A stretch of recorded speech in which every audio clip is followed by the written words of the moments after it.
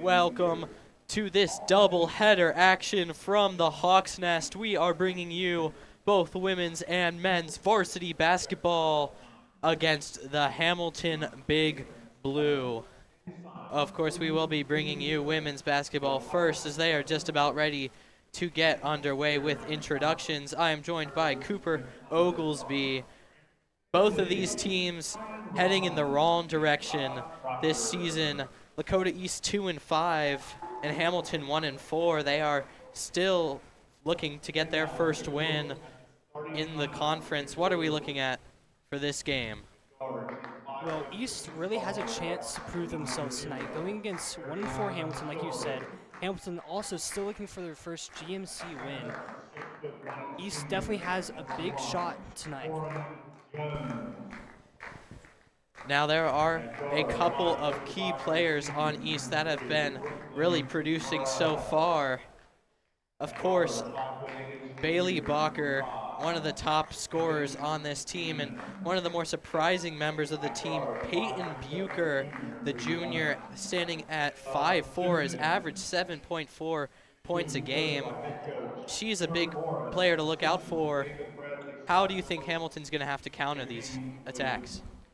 Well, Hamilton is going to have to get after them early. Like you said, Peyton Bucher, a big player so far this season.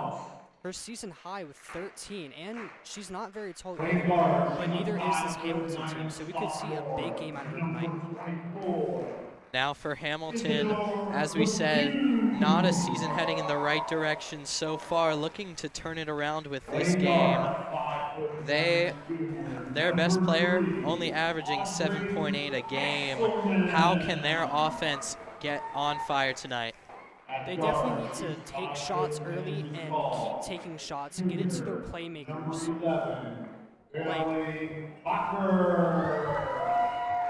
Like Michaela Tipton, she's had kind of a disappointing season so far. Only 6.0 points per game, not what she wanted to see so far. I could see her having a big game tonight.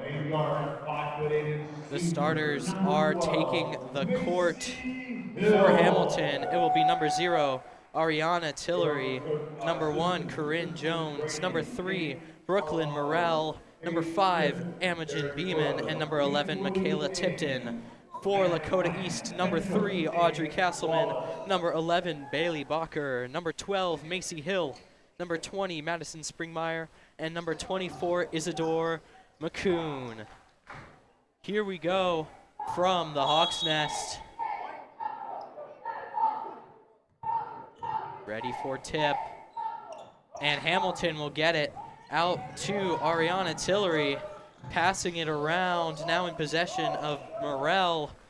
Back to and she's making a pressure, bit of a box, and she misses the shot. Springmeyer recovers, passes it to Bailey Bacher, out to Castleman, who passes it back to Macy Hill, and Bacher for 3, just barely misses off the rim. A bit of a scrimmage for the ball, and Madison Springmeyer will come up with it. And that's what you want to see early, getting the ball to your playmakers like Bailey Bacher and just letting them shoot. If you're going to want to have a chance tonight, that's what you're going to need to do early in this game. Isadore McCoon on the throw-in, out to Springmeyer, back to Bailey Bacher. Great coverage by Ariana Tillery. Out to Audrey Castleman. McCoon still trying to find somebody. Out to Macy Hill. And it is stolen by number 11, Michaela Tipton. Goes up for the shot and just misses. Now another chance, and they missed that one too. Bailey Bacher now in possession of the ball. And it's stolen again. Another steal for this Hamilton team. Morrell, and Hamilton will get the first points of the game off of a steal by Brooklyn Morrell. He's trying to hurry it up the court, trying to find an open look. Can't really get any. Macy Hill to Springmeyer. Heavy coverage. And they're going to call it a foul. And we're looking at some free throws now for Bailey Bacher. We now cut to our free throw cam. Bailey Bacher has had quite a bit of success in free throws She is 12 for 21. First one is good. Even though Bailey Balker is not the biggest player on the court, she certainly does a good job at driving and a good job at rebounding. She sits at 6.7 rebounds per game, and third in the GMC in rebounds per game. Out to Balker for three. Off the rim, just barely missed it. Hamilton now in possession. Morrell is driving down the court. Passes it back to Beeman, who then passes it to Tipton. Out to Tillery, and just overthrown there. Bailey Balker now trying to create some pressure. Great box coverage out to Castleman, who misses the three, and Hamilton back in possession. And for three, it is Michaela Tipton. He's not off to a good start, down 5-1 so far. Not really what you wanted to see early in this game. And, a third steal from Hamilton before it is given back. 4 early turnovers for East, 3 of them steals, and then another one there. Not really typical of this East team to turn it over early in the game as much. Bella Sturgill, one of the top scorers on this East team, averaging 10.1 a game, is now in. Hannah Weaver also joins the court for Lakota East. Morrell with the throw-in to Imogen Beeman, and it is stolen by Bella Stolger. Passes it to Balker for 2. And East pulls within 1 as they declare the shot earlier from Imogen Beeman to have been a 2-point, not a 3-point. Bella Sturgill having instant impact on this game, as she got a block there too. I really don't know why she wasn't in the starting lineup, but she's looking good so far. Balker responsible for all 3 of Lakota East's points so far. Bucher trying to find a lane. Heavy coverage, Castleman for 3. Just short. And Michaela Tipton will take the rebound to the Lakota East side of the court. Trying to find an open lane. Passes it back to Brooklyn Morrell. Trying to get around this East team. And it is stolen by Peyton Bucher, who is going to go for the layup. And it is fouled by Brooklyn Morrell. And it looks like Peyton Bucher is going to get some throw-ins. We've seen a lot of early turnovers in this game by both teams, and neither one have really been able to capitalize, as the score is still 3-4. Bucher makes her first free throw. And I think that's a great point you made there, Cooper. Ball control seems to have been an issue so far. Both teams gotten a decent amount of steals. It's going to be important for this team to make sure that they have possession of the ball at all times. East will now pull into the lead. Very aggressive defense by both teams, as East shows a full court press there. And they will call that is not a foul on Bella Sturgill, but instead she knocks it out of bounds. It's going to be a throw-in for Hamilton. And a quick 3 from Corinne Jones, just missed. Balker with the rebound, driving up the court, passes it back to Hannah Weaver, who passes it to Bucher. Kylie Wesco trying to find a play here. Balker, Sturgill, knocked out of her hands. And she goes up for it, just misses, but there is a foul on the play. And it's going to go against Bella Sturgill. Could have been a great opportunity there to get the 2 on top of what could be another 2 points from free throws, do you think? Something to look at here, Kylie Wesco in the game. She really doesn't get early playing time like she has in this game so far.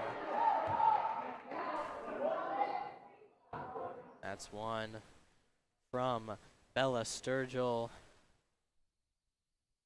Looking for a second here. And just bounces off the rim. Lakota East is 4 for 6 on their free throws so far. Hamilton trying to drive up court. There is great pressure from Lakota East. Passes it, and it is right to Bella Sturgill, who is now driving up the court. Hamilton having to rebound quickly. Oh, and it is thrown in, and they will call it Hamilton's ball on the throw-in. Bacher getting subbed out in exchange for Isidore McCoon, and Brooklyn Morrell will be throwing it in. Isidore McCune, the sophomore, has had a quiet season so far, but she has been scoring 7.2 points per game. Definitely a quiet season, though.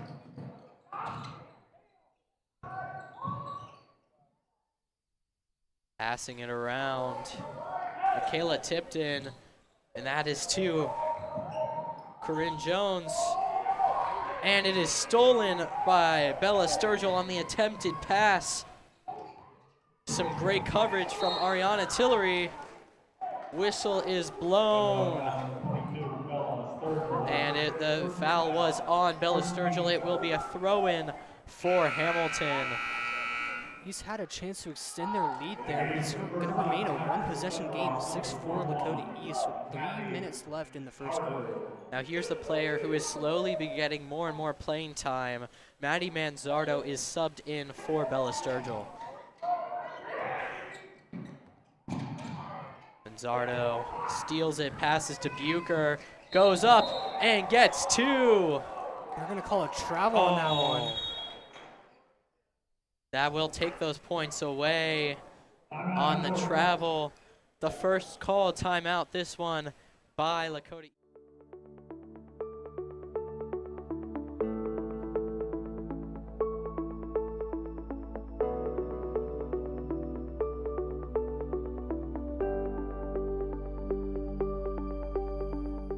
My name is Colin Kunz. I'm a second year at the University of Cincinnati, and I'm a journalism major. My name is Benjamin Schneider. I am a second-year aviation technology major at the University of Cincinnati. I'm Morgan Messerschmidt. I go to University of Cincinnati, majoring in communication design, and I'm a first year. My name is Ni Bui. I go to the University of Cincinnati, and I'm a first year in nursing. My name is Owen Chaufin, and I am a first year at University of Cincinnati. I'm Reed McClellan. I go to UC, and I'm studying communication design. I'm a first year student. How long were you in LEB? I was in LEB for kind of a year and a half. Depends on when you say the club started. We are back from the Hawks' Nest. Hamilton on the throw-in. I would like to correct a quick error. It was a Hamilton timeout, not a Lakota East. Foul called, but still the 2.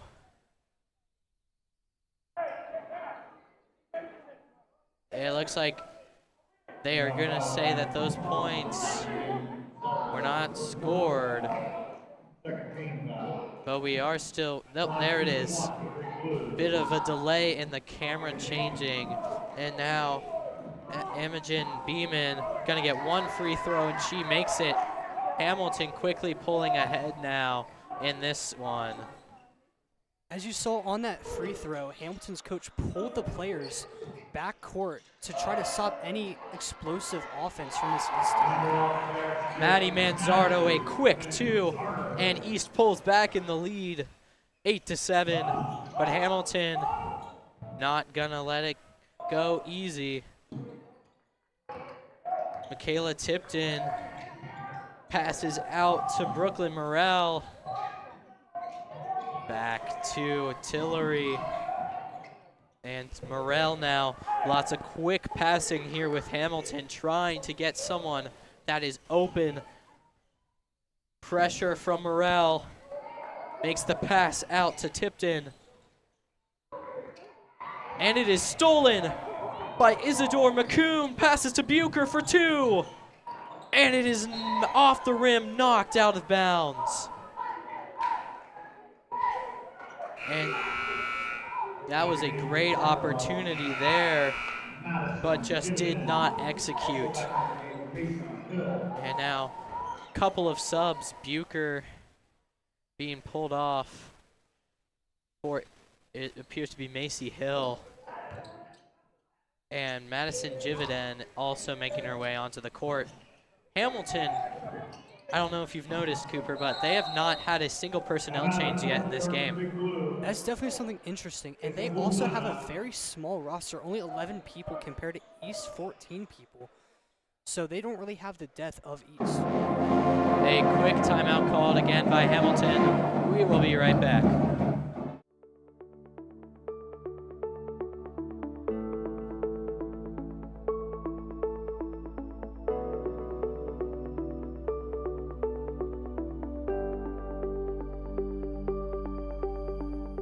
My name is Colin Kunz. I'm a second year at the University of Cincinnati, and I'm a journalism major. My name is Benjamin Schneider. I am a second year aviation technology major at the University of Cincinnati. I'm Morgan Messerschmidt. I go to University of Cincinnati, majoring in communication design, and I'm a first year. My name is Ni Bui. I go to the University of Cincinnati, and I'm a first year in nursing. My name is Owen Chaufin, and I am a first year at University of Cincinnati. I'm Reed McClellan. I go to UC, and I'm studying communication design. I'm a first year student. How long were you in LEB? I was in LEB for kind of a year and a half, depends on when you say the club started. I was in Lakota East Broadcasting for a year and a half, depending on when you consider that the club started. I was in it for like a year and a half. We are back. As Hamilton, off of the foul, will get a free throw in Lakota East territory. Quick pass out to Imogen Beeman. Goes up court on a heavy pressure, tries to get the shot off, blocked by Bacher and recovered by Hividen, who passes out to Bacher. No look pass to Macy Hill, but for three, it is Isidore McCoon. Quickly now, Hamilton taking control. Corinne Jones goes into the box and stays in bounds and retains possession, able to pass it out to Imogen Beeman. Passes it back to Brooklyn Morrell. Just playing hot potato here. Back to Corinne Jones, but it falls on the ground, and Isidore McCoon is going to take it. One-on-one, just misses the two, and now Hividen in control. Blocked. Manzardo has the control. Bacher passes it over to Macy Hill. Passing around, trying to find somebody. Great coverage by Hamilton. And now 4-3 again. Just missed by McCoon. Clock ticking away in the first quarter. Score 11-7 East. 4-3. Just completely overshot there by Michaela Tipton, and East takes control back quickly. McCoon misses it, but it's rebounded by Maddie Manzardo, who gets two. East was being very aggressive there, not even trying to take the last shot, just going after Hamilton. And that will do it for the first quarter here. 13-7, Lakota East. We will be right back in the second quarter.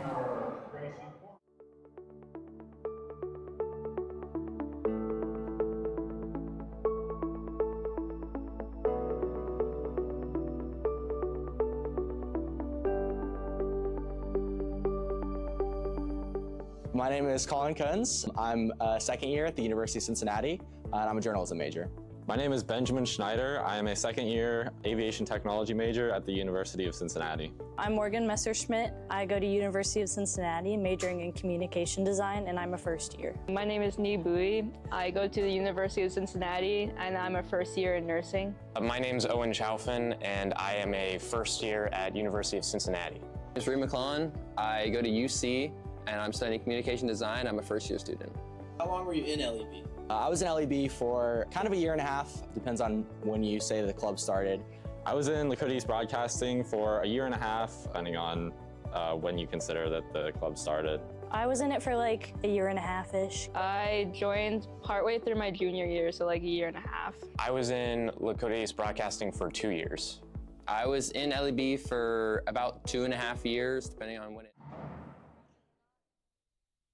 Welcome back to the Hawks Nest as we get ready for the second quarter here. Bucher passes it out to Bailey Bacher. Something to look at here, Bailey Bacher still scoreless. She's one of East's best scorers, and she's only taken 2 shots and not hit on either one of them. Bacher now for 3, another off the rim miss. Hamilton able to recover quickly. It is still that same 5 personnel for Hamilton. They have a lot of faith in these specific girls that they played the entire first quarter and now started the second. For 3, missed. And Madison Springmeyer got her hands on it, but it knocks it out of bounds. Hamilton should maybe try to get some more players in. I mean, they only have 4 players on their bench as they sub someone in on this play. Bailey Bacher passes out to Macy Hill. Good coverage there from Hamilton. Sturgill to Springmeyer. And they will just call it out of bounds on East. No foul there. And maybe that the no foul call could potentially be on the fact that there wasn't really much that could be done to prevent that from happening. Do you think?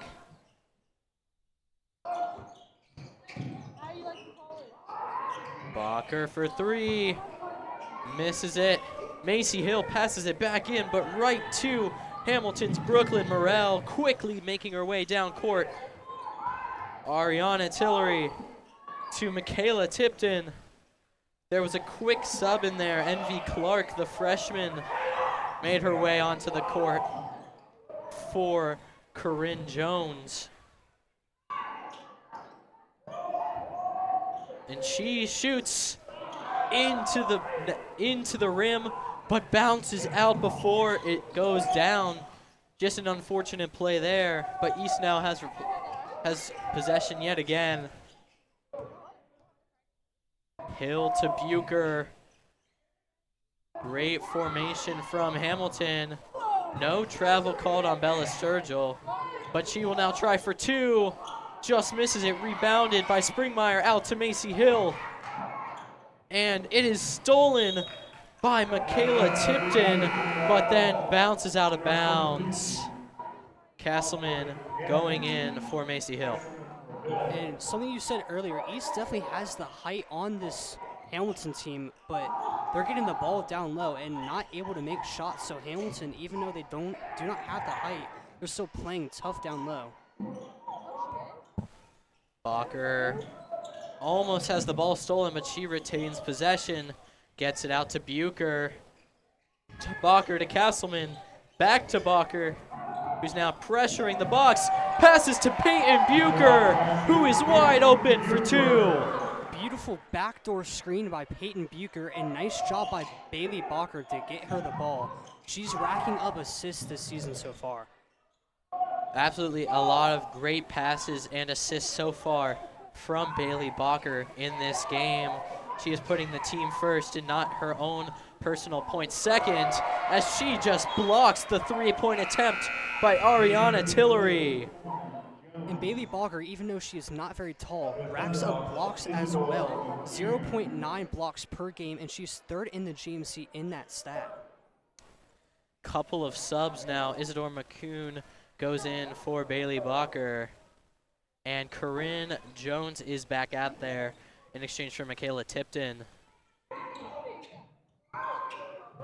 Hamilton trying to get something going here as they feel this game quickly slipping away from them. Passes it back, Brooklyn Morrell. Corinne Jones, stolen possibly. Springmeyer gets in there to grab the ball, and they are going to give it to Lakota East. Waiting on the call. It's gonna be Hamilton that ends up with possession.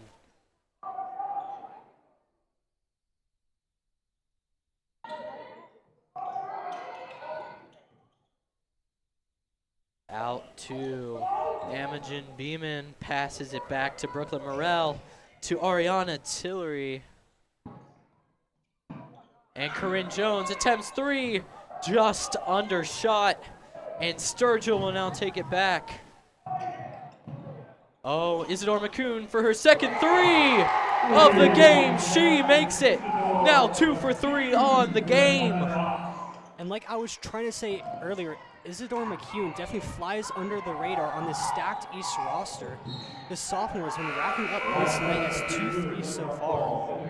She is Lakota East's third ranking scorer with 7.2 a game, and also is averaging 0.3 assists a game. She has been high flying here for this team and has been, I feel like, quite a surprise for Coach Dan Wallace down there.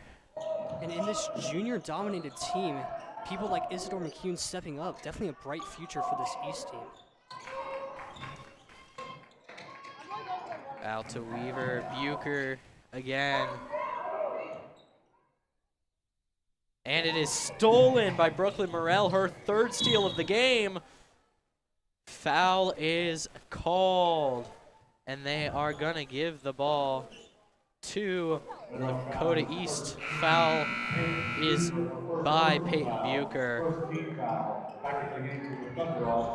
Yeah, I personally thought that one was going to be on Bella Sturgill. Looks like she unintentionally ran into someone. That's what I thought the call was going to go, but they're going to call it on Peyton Bucher there. And because of that, Coach Wallace pulls her out, puts in Bailey Bacher, who has been great on defense so far in this game. 4-3, just missed by Imogen Beeman, and whistle blown. And they call a foul on Bailey Bacher. And it's going to be a throw-in for Hamilton.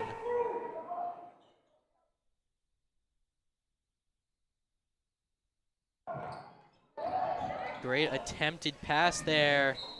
And great defensive coverage by Lakota East. 2 players on Brooklyn Morrell and forced that ball quickly out of bounds, not even giving a second thought to a play developing. Morrell had a chance there, decided not to take it, pass it out to Beeman, who's passing it around now.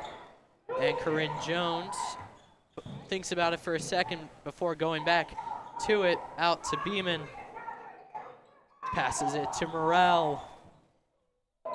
Trying to get something going here. Great defensive coverage from East. And it is passed out of bounds. And that is a testament to that Lakota East defense. Something to look at here.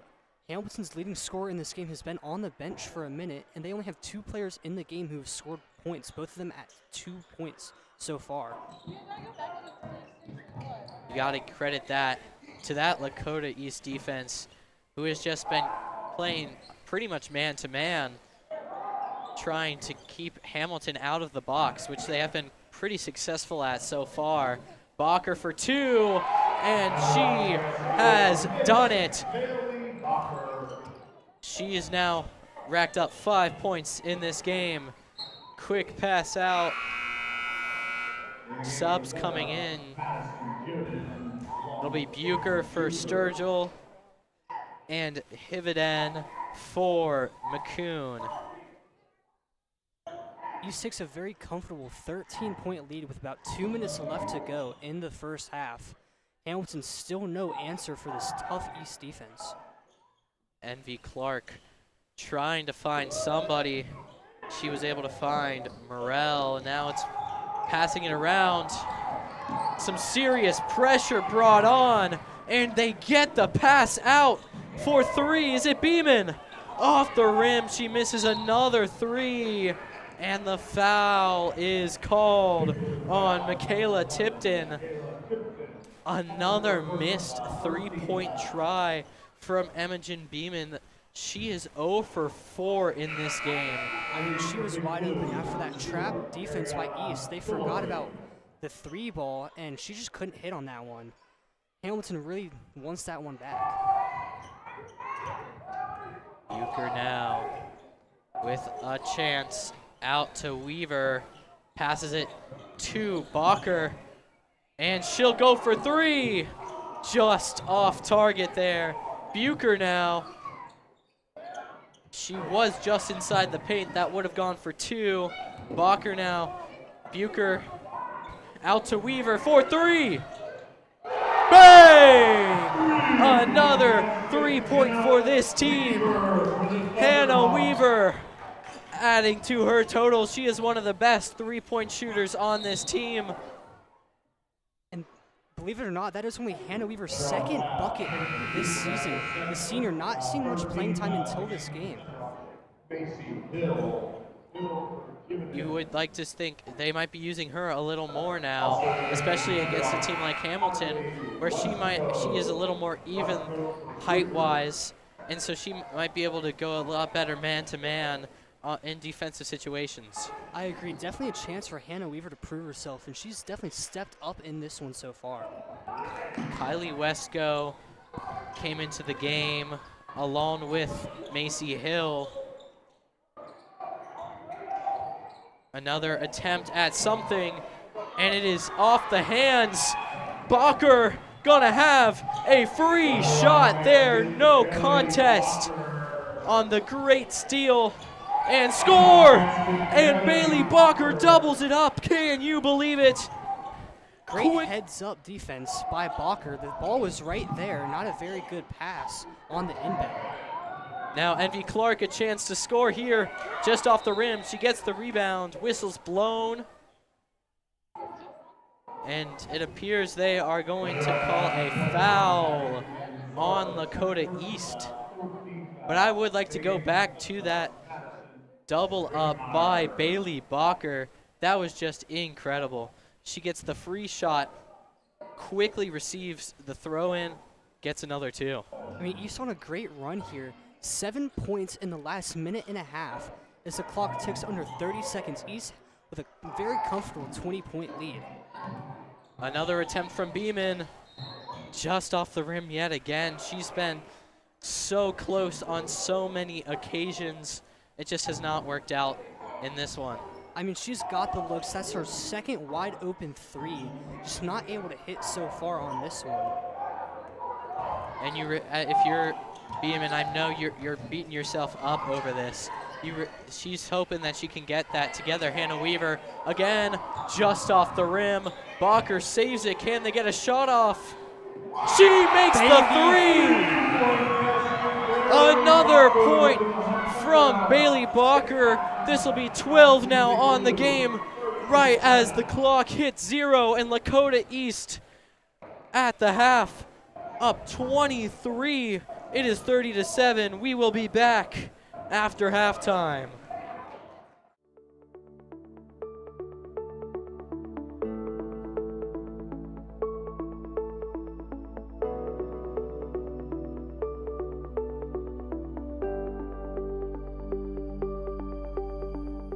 My name is Colin Kunz. I'm a second year at the University of Cincinnati, and I'm a journalism major. My name is Benjamin Schneider. I am a second-year aviation technology major at the University of Cincinnati. I'm Morgan Messerschmidt. I go to University of Cincinnati, majoring in communication design, and I'm a first year. My name is Nee Bui. I go to the University of Cincinnati, and I'm a first year in nursing. My name's Owen Chaufin, and I am a first year at University of Cincinnati. I'm Reed McClellan. I go to UC, and I'm studying communication design. I'm a first year student. How long were you in LEB? I was in LEB for kind of a year and a half. Depends on when you say the club started. I was in Lakota East Broadcasting for a year and a half, depending on when you consider that the club started. I was in it for like a year and a half-ish. I joined partway through my junior year, so like a year and a half. I was in Lakota East Broadcasting for 2 years. I was in LEB for about 2.5 years, depending on when it started. What do you miss most about being in LEB and why? It's hard to pick just one thing. I think about it a lot now that I'm a journalism major and have a minor in media production. But I really miss kind of the sense of community that LEB had. It was just really fun to always have your friends working with you basically 24/7. I think at the same time, I kind of miss the pressure of it as well, because it was fun to shoot to hit deadlines, and the 5 minutes before a stream always gave me a hit of like dopamine as soon as we would start going. All of the planning and work and dedication that went into making the streams possible. It was a lot of planning, but the planning was honestly the most fun part for me. Getting everything sorted prior to the stream, figuring out what cameras we were going to use. Putting the stream together was probably my favorite part. I miss collaborating with people. I met new friends, rekindled connections with old friends, and so I still have those friendships and connections now. I really miss going out to all the games that I signed up to go to because it might sound really sad, but I don't really go out a lot anymore in college. And I got to be with people I like, and we all had a fun time working the game. I miss the people, I miss the teamwork. There was a lot that went into each stream, and you don't get that at the college level, at least not as easily. What I miss most is the opportunity to use all the professional equipment that was provided to us and all the opportunities to advance my skills. What kind of impact did LEB have on you? I think it impacted me a lot. It taught me a lot about myself. I got to learn a lot while I was in LEB. Kind of getting back to that pressure, I learned a lot about time management as well as organization. LEB has had a big impact on me, honestly. It was definitely the highlight of my high school experience. I really enjoyed being in the club. I enjoyed doing all the work, meeting all the people, and I made some amazing friends in the club as well. I learned a lot and I gained a lot of experience. I wouldn't be where I am now just finishing my first semester of college without Broadcasting Club. There was times where I didn't get the equipment I wanted, or we were under different circumstances, so I had to learn to work around that and work with what I got and be flexible with it. And also at some point I had to teach a few people how to use a camera, that I had to know what I was doing to be able to teach that person. There's a lot of discipline that you get from Lakota East Broadcasting that I think applies well to cybersecurity, especially in communications, because you have to be able to talk to people and adapt to what's happening, and Lakota East Broadcasting teaches that very well. LEB had a huge impact on me as a person and as a graphic designer and a photographer. I would not be where I am without the help of LEB. How do you see the work you did with the club impact what you currently do as a major or extracurricular? I think it's really important because I just picked up that minor in media production, and a lot of those skills transfer over. And it's crazy how even just work in a high school club can teach you a lot of real world skills, especially in the media production field. So I feel like I really got a good start of my knowledge there and learned a lot. Definitely the time management and preparation skills that I learned in the club. Being a pilot, there's a lot of preparation that you have to do before each and every flight, and Lakota East Broadcasting taught me a lot about preparation through prepping for streams and managing people and equipment. So that's probably what I brought with me towards my major. I did so many projects with LEB. It really helped me build a good portfolio going into my first year of college.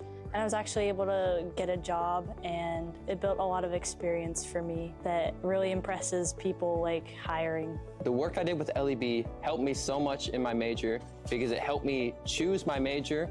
When Colin stepped away from broadcasting when he graduated, I stepped in and did all the graphic design work, and which really showed me that I love graphic design and helped me choose that I would be going into a graphic design major. And why should someone join LEB? There are so many reasons. You can meet such good people, but on top of that, you can try out so many different things. There are so many different aspects to learn and practice and try, and you might find the next thing you love. It's a lot of fun. It was the highlight of my high school. We did so much. We got tons of unique experiences. Yeah, you won't regret joining. It's such a fun club, and honestly, there's so many different things you can do in the club, and it's great for experience and for finding new opportunities and maybe even finding your passion or other passions that you might be interested in doing. I think it's a really good opportunity because there's not a lot of schools that have clubs like this, and it can really help you find out if you really want to go into this for your major in college, because a lot of people who graduate out of this club are now working with things they started here in the club. A lot of things that school has to offer. Clubs are a great way of getting real-world experience, and I think Lakota East Broadcasting gives a lot of real-world experience. Someone should join LEB because you step in as a student and you leave as something bigger. Stop laughing!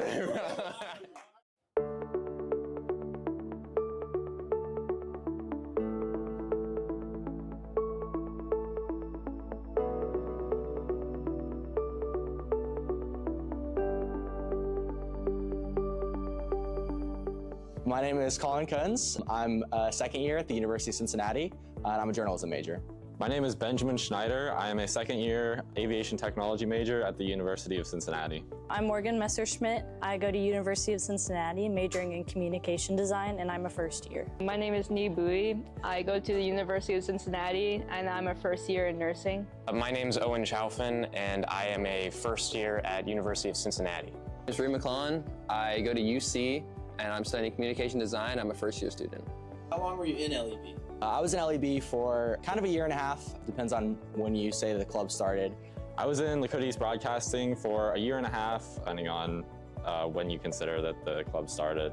I was in it for like a year and a half-ish. I joined partway through my junior year, so like a year and a half. I was in Lakota East Broadcasting for 2 years. I was in LEB for about 2.5 years, depending on when it started. What do you miss most about being in LEB and why? It's hard to pick just one thing. I think about it a lot now that I'm a journalism major and have a minor in media production. But I really miss kind of the sense of community that LEB had. It was just really fun to always have your friends working with you basically 24/7. I think at the same time, I kind of miss the pressure of it as well, because it was fun to shoot to hit deadlines, and the 5 minutes before a stream always gave me a hit of like dopamine as soon as we would start going. All of the planning and work and dedication that went into making the streams possible. It was a lot of planning, but the planning was honestly the most fun part for me. Getting everything sorted prior to the stream, figuring out what cameras we were going to use, putting the stream together. Welcome back from the Hawks Nest.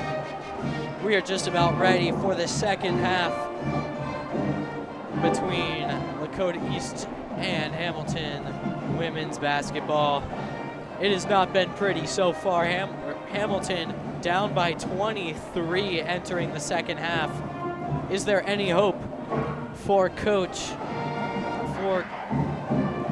It is Coach Kamar Morris and this team. I mean, Hamilton's just going to have to get anyone the ball. Just start taking shots. Do whatever you need to do to get back in this one. Maybe sum a few more people in. We've only seen, I think, 6 people so far get on the court for Hamilton. I mean, at this point, you got to see what works. Just kind of try everybody out, because this is getting ugly.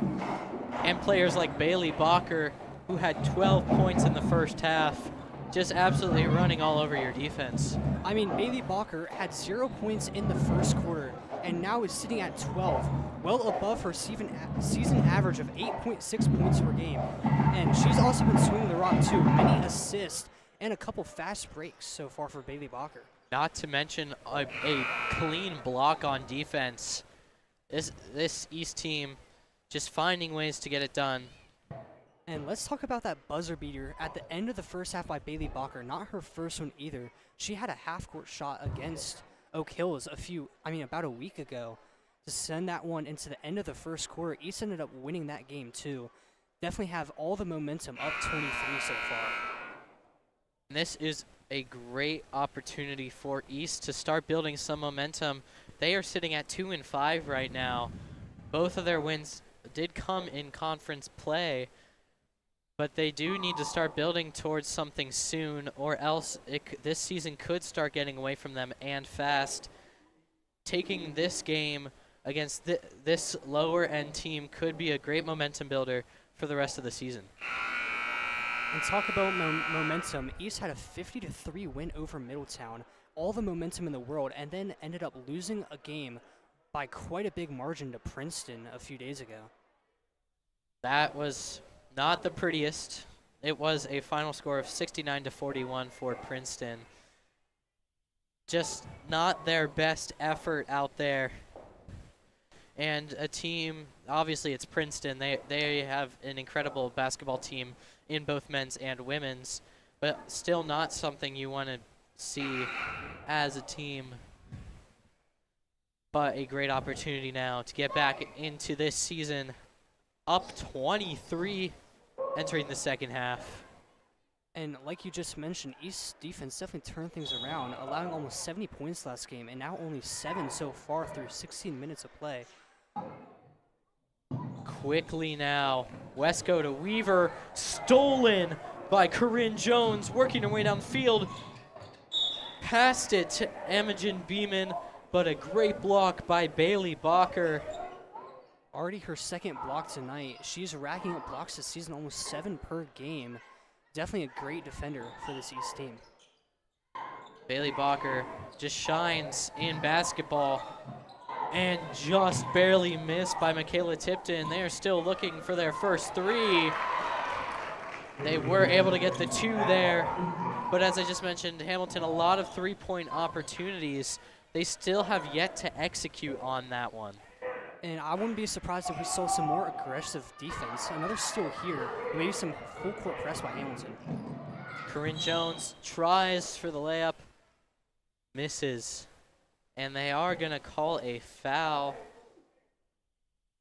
I did miss it. It appears it is going to be on Lakota East, and Corinne Jones is going to get 2 free throws. They're going to call that foul on Kylie Wesco, her first foul so far. Kylie Wesco has been around. She has not racked up the most points for this team, but she only has made 1 bucket all season. But she has been on the court quite a bit. She has been a great piece for the defense so far. A chance for 3 now for Wesco. Does not get it. The rebound by Sturgill for 2. And East gets on the board for the first time in this second half. An attempted pass deflected off the hands of Beeman, and Springmeyer picks it up. Bacher now trying to get it somewhere. Springmeyer, bit of a missed pass, but Springmeyer able to adapt. Lakota East contains possession here. Wesco out to Weaver, trying to make something happen here. Bailey Bacher. After that 12-point performance in the first half, they're now double-teaming Bailey Bacher, trying to shut down this East offense. Also noticing a lot more man-to-man, really filling up the paint. Weaver now for 3, just off the rim. She gets back the ball, takes a couple steps back and out to Bacher. Taking it easy now, trying to get an open pass. Out to Sturgill, who throws it to Springmeyer. Up the middle for 2. Off the back foot, Madison Springmeyer definitely stepped it up this season on defense for sure. A quick turnaround from Hamilton. Notice they went into the paint and then moved immediately back out. The reason there's been so many missed 3 points is that's basically all they've been able to shoot. That Lakota East defense really just blocking them out. And like I've mentioned before, East definitely has height on this Princeton team. The average height well above Hamilton's height. That does play a huge factor here. Morrell for 3, overshot, and Sturgill will get the ball out to Weaver. Still no one there. Passes it to Bacher. Out to Wesco. Sturgill, who pressures the box and gets the 2. Bella Sturgill gets some points on the board. Her 5th in the game. Yeah, like you said, Bella Sturgill been quiet tonight. Usually East leading scorer, but only has 5 so far. Corinne Jones finally sinks one. Finally sinks a 3 for Hamilton, their first of the night. And a timeout is called. We will be right back in a few moments.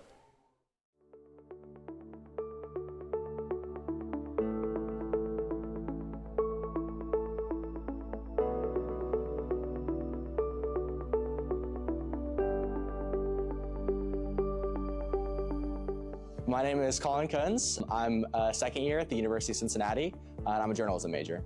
My name is Benjamin Schneider. I am a second-year aviation technology major at the University of Cincinnati. I'm Morgan Messerschmidt. I go to University of Cincinnati, majoring in communication design, and I'm a first year. My name is Nee Bui. I go to the University of Cincinnati, and I'm a first year in nursing. My name's Owen Chaufin, and I am a first year at University of Cincinnati. It's Reed McClellan. I go to UC, and I'm studying communication design. I'm a first year student. How long were you in LEB? I was in LEB for kind of a year.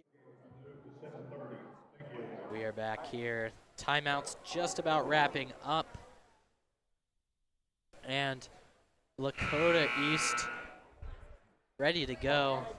Once again, a huge lead. That timeout was Hamilton's third of the game. They have 2 remaining. Hamilton has definitely stepped it up in the second half, scoring 6 already compared to their 7 in the first half.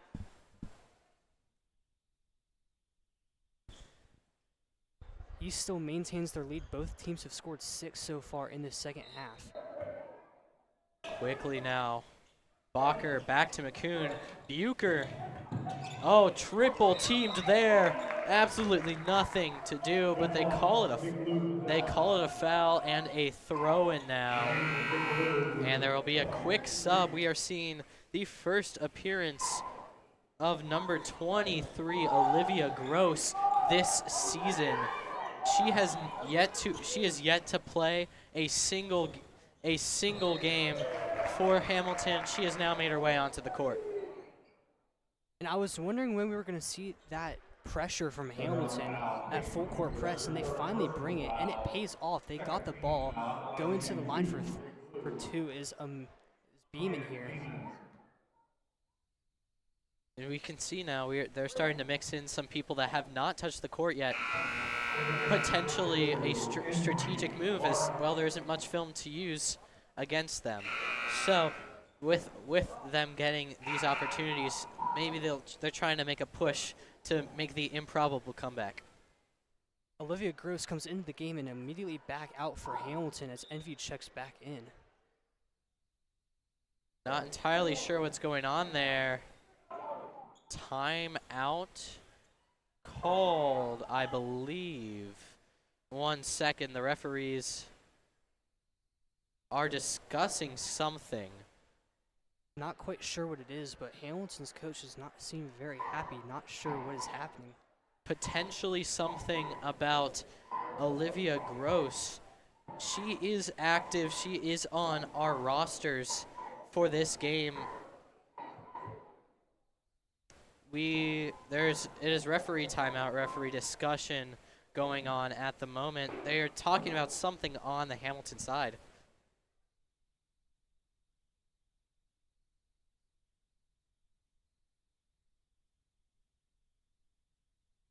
Referee now talking to both head coaches. Hamilton's going to stay at the line, but the ref is waving off the East players. Not quite sure what we're seeing here. So we are getting a free throw here. Absolutely nobody there.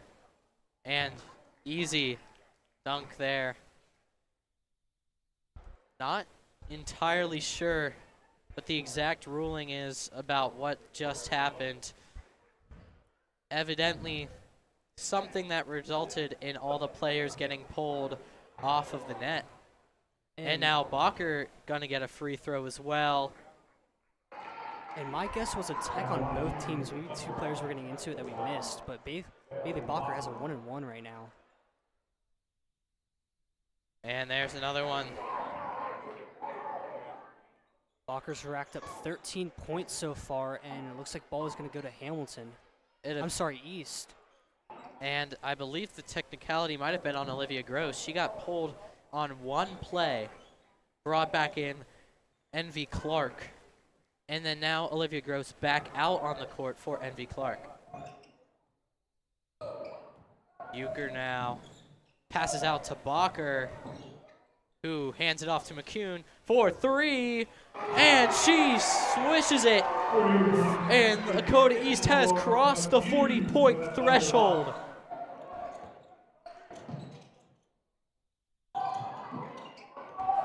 Quickly now, Hamilton trying to respond. Pressure brought on by Michaela Tipton, and she will get it. And a great block on the pass.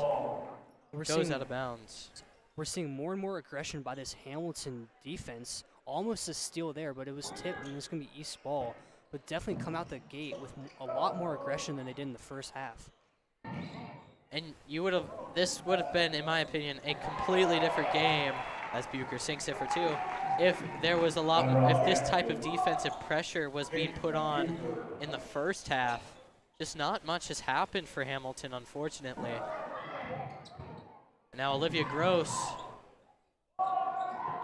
out to Michaela Tipton, out to Brooklyn Mural. Great coverage and a steal by Bailey Bacher. She has done a little bit of everything in this game. Passes it out to McCune for 2, and she sinks it. McCune, the sophomore, is having herself a night. I believe that is 11 points so far for her. She has been on fire. She will get the points, and it appears she is now. She got fouled as well, and will now have the opportunity to go for another 2 points. Castleman going off for Hitveden, and Sturgill going on for Manzardo. Yeah, I know we've already said this a couple times, but Isadore McCune just been such a big-time player in this game for Lakota East.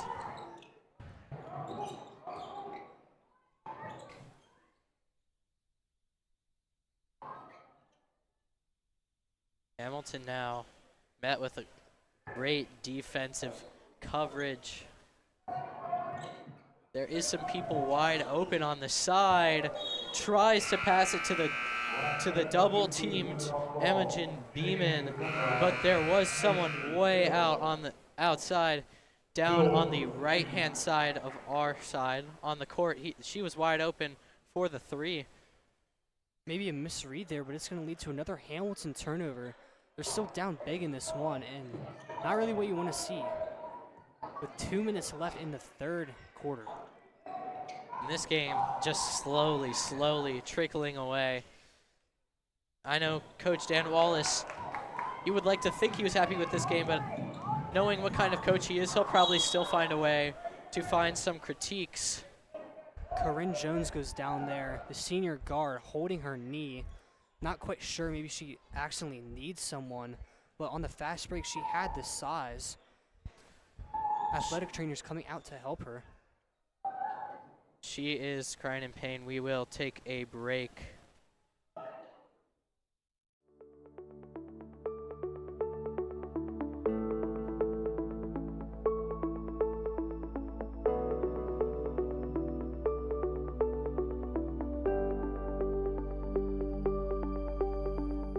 My name is Colin Kunz. I'm a second year at the University of Cincinnati, and I'm a journalism major.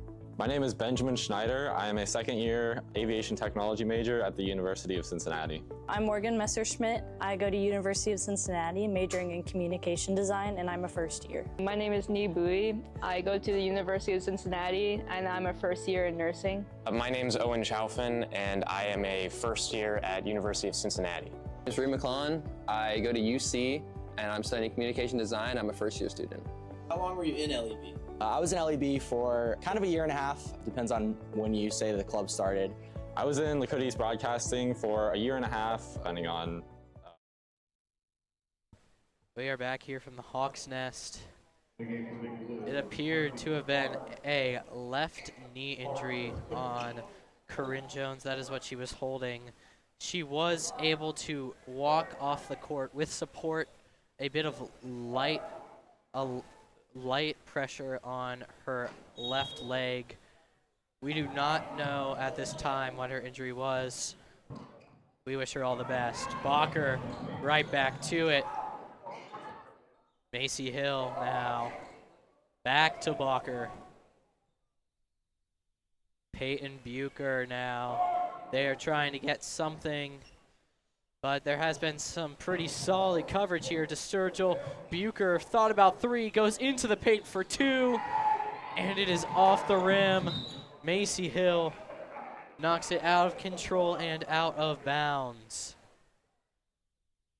And athletic director still looking at Corinne Jones, excuse me. I doubt we see her come back in this one.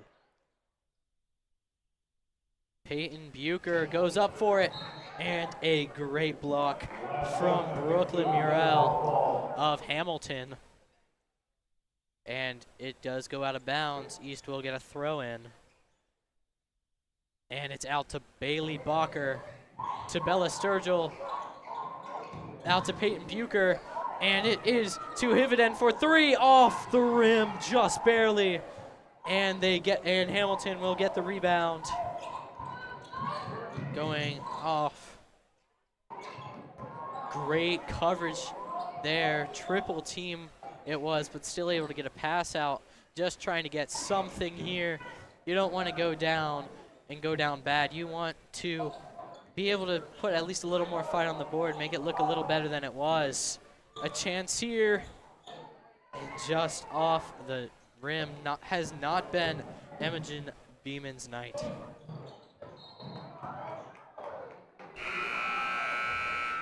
The game for Thunderhawks, Hannah Weaver, also the game. And it looks like East is going to get a throw in from the side. It is going to be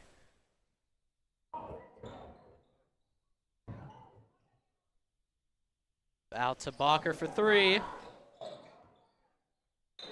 And the ball goes down onto the ground.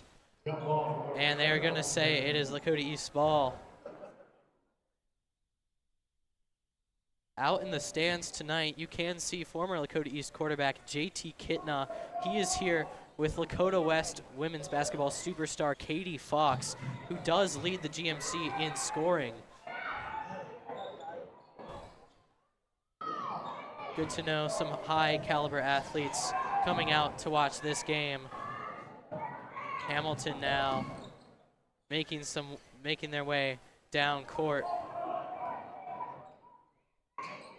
Out to Olivia Gross now. Back to Admire Steele. East with it again.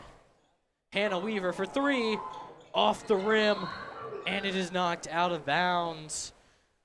They are gonna say a foul on Bella Sturgill. And after that first 3 from Hannah Weaver in the first half, she's been off the mark on 2 since then. Nothing since, still sitting at 3 points. And just quick substitution there. Sturgill out, Springmeyer in. And you have to give some credit to this Hamilton defense. They have been bringing it for this entire second half. Really limited what Lakota East has been able to do. We'll elaborate on that after we come back for the fourth quarter. It's a blowout here at East, 45-17.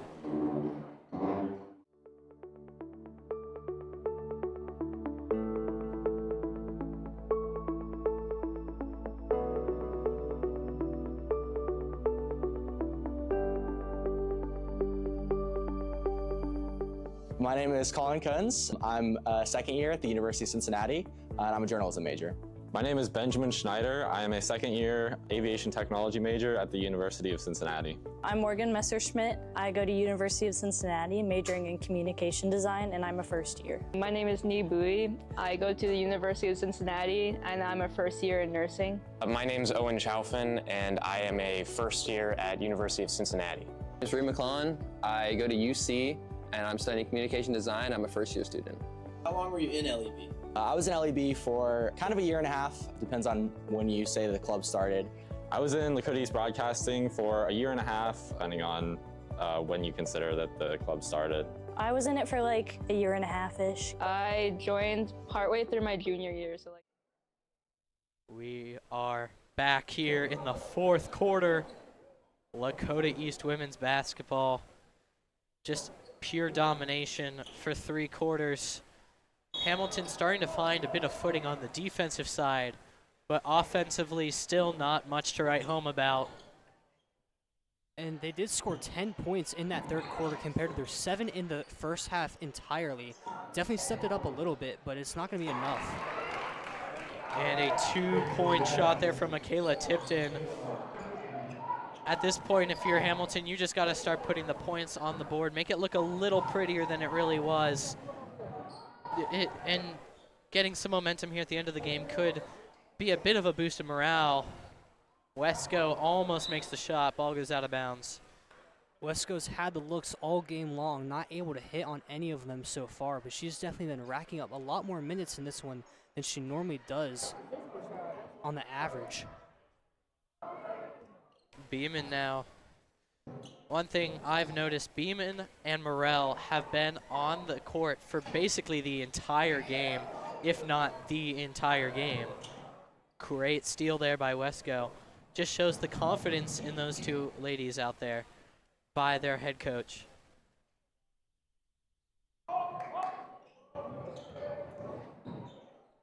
A 2-point shot is sunk. That is number 10, Aria Peck, in her third game this season. And she has not had much to write home about yet, but that could be a great turnaround, as those are her first points of the season. And she's also, like Wesco, not a player you normally see on this varsity squad on the court, but she's looking good so far, the sophomore. And Brooklyn Morrell, as she has been doing all game, going to be throwing it in for Hamilton. Out to Beeman. Then back out to Steele. Back to Michaela Tipton.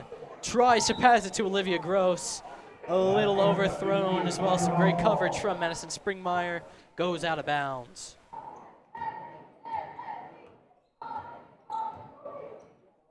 Bacher now out to Aria Peck. Seen her first court time in this game. Bacher out to Weaver. Weaver's been a huge factor in this game. She's been on the court a lot in this one. And Hamilton with a steal there. Morrell working her way back down the court to Beeman. Trying to find a lane to pass to. Gets it to Morrell. Almost stolen by both Peck and Weaver. Passes it out to Tipton, who gets the two. There's a whistle blown. And the fourth charge timeout by Hamilton. We will be right back.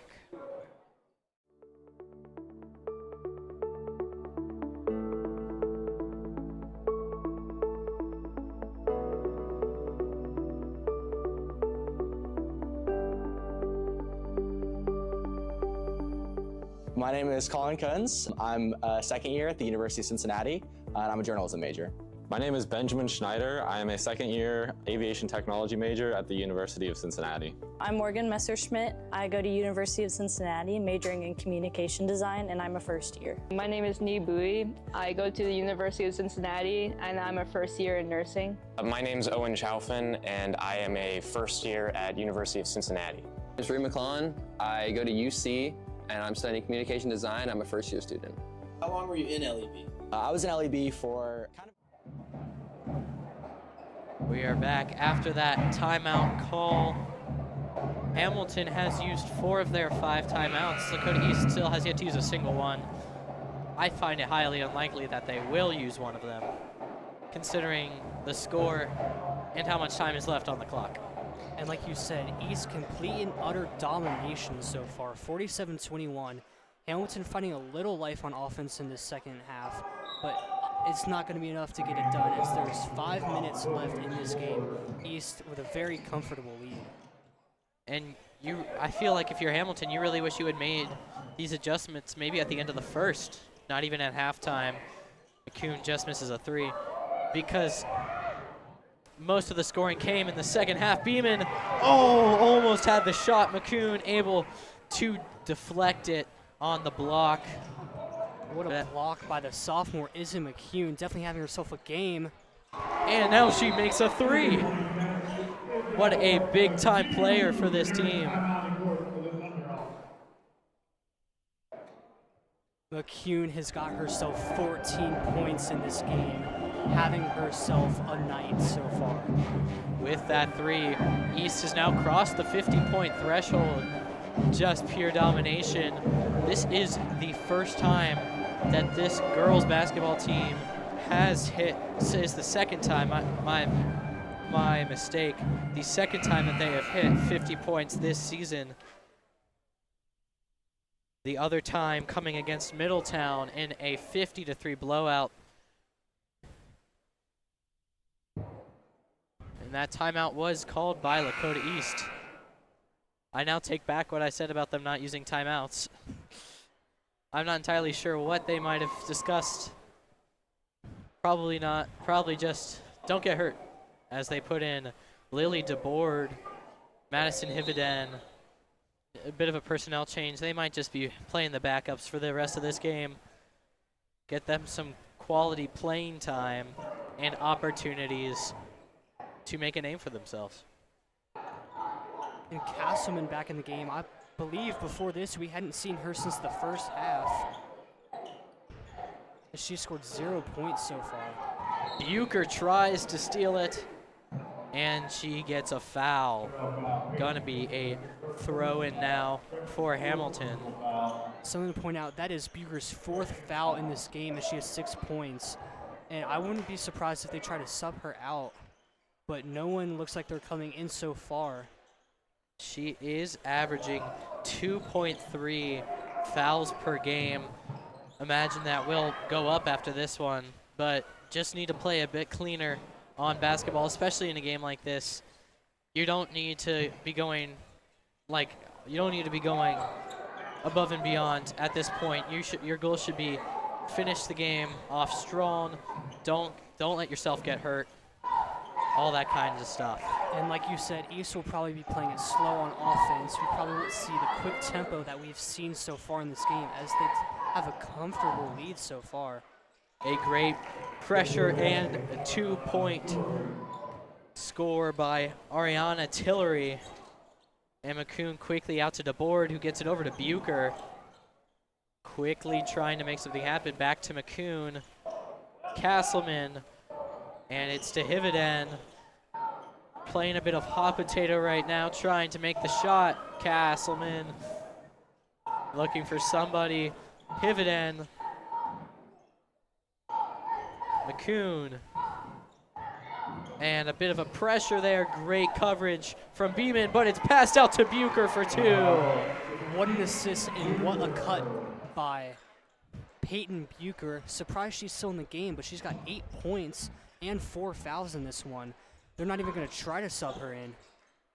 Almost a 3-point from Ariana Tillery. Just bounces out of the rim. And now 3 Hamilton players on Peyton Bucher trying to rip the ball out. They will whistle it dead. Possession arrow goes to East. The ball is going to stay on this side of the court. Hamilton definitely ramping it up on defense. Some more full court press here. Another timeout called by Lakota East.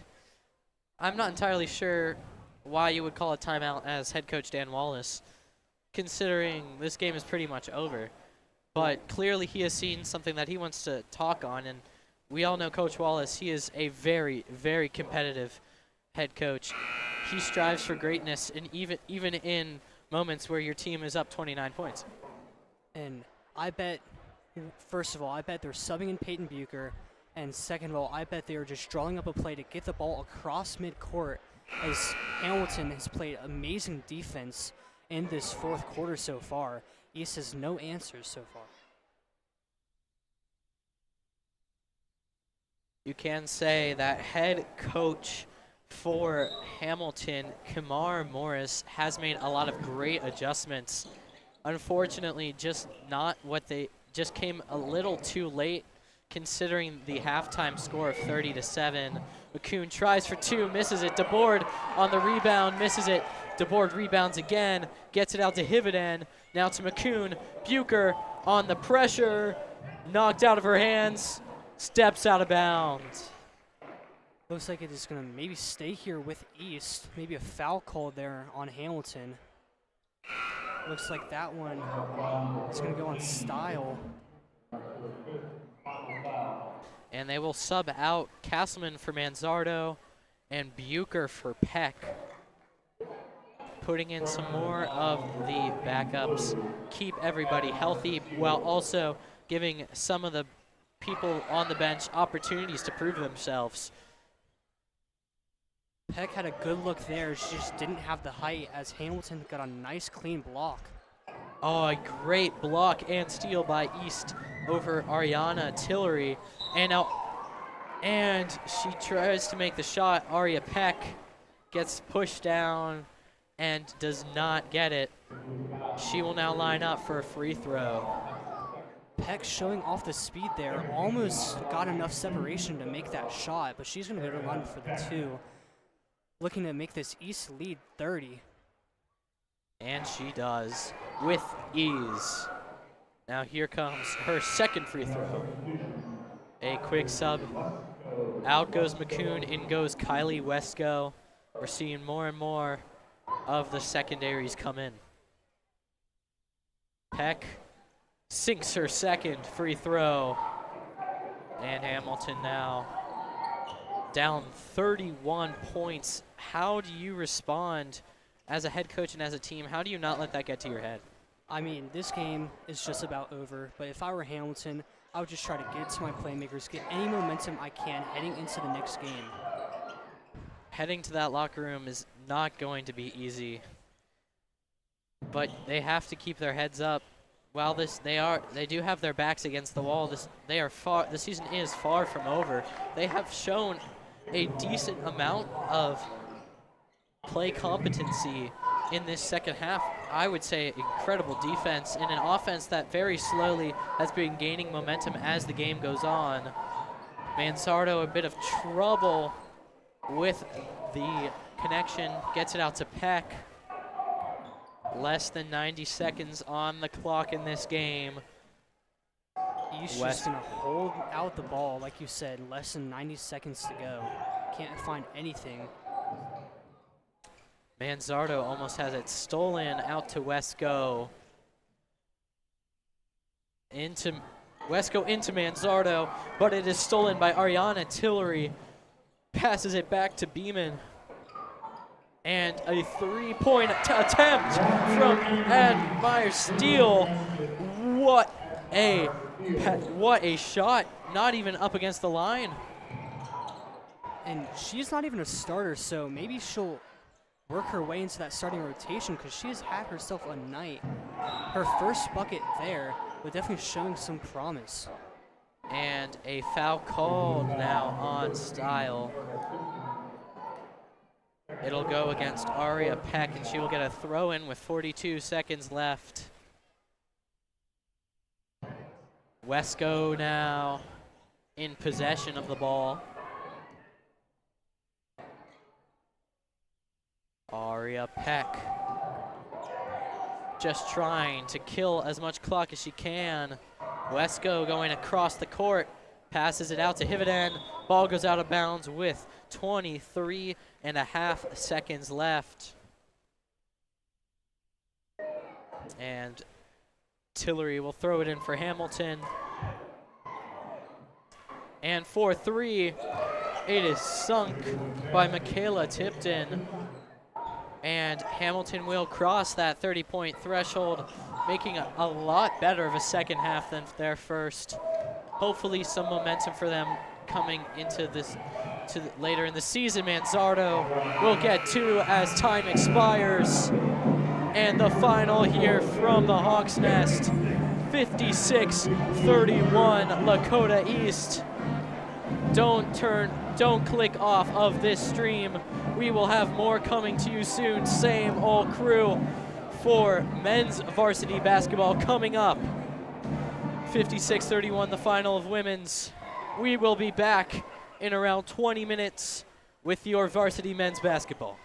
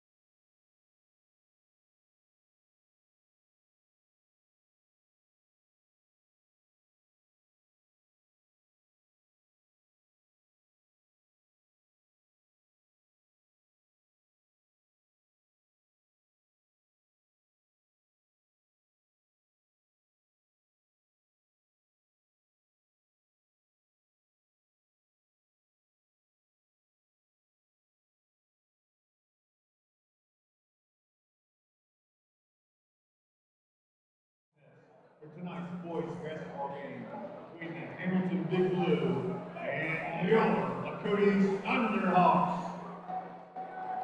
Ladies and gentlemen, we live in a country with freedoms like no other.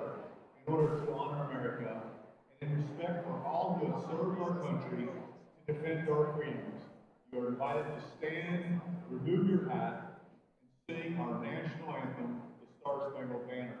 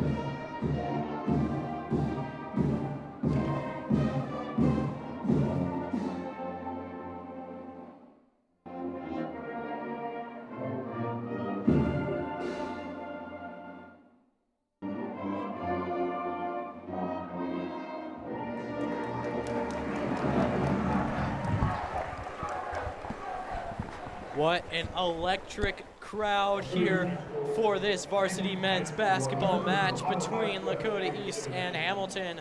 We welcome you back after the blowout that Lakota East girls basketball served to Hamilton's women's basketball. Lakota East women's moving to 3-5 and 3-2 in the conference. Hamilton falls to 1-5 and 0-4 in the conference. But now we have a matchup of two teams in basically the exact same position. Hamilton is 3-2 and 2-2 in the conference, and you guessed it, Lakota East 3-2 and 2-2 in the conference. This is gonna be a game that comes down to the wire, and there is some good news for Lakota East matched with some bad news. Brady Bowman is active for this game. However, Isaiah King is not. So you will be getting some Brady Bowman action.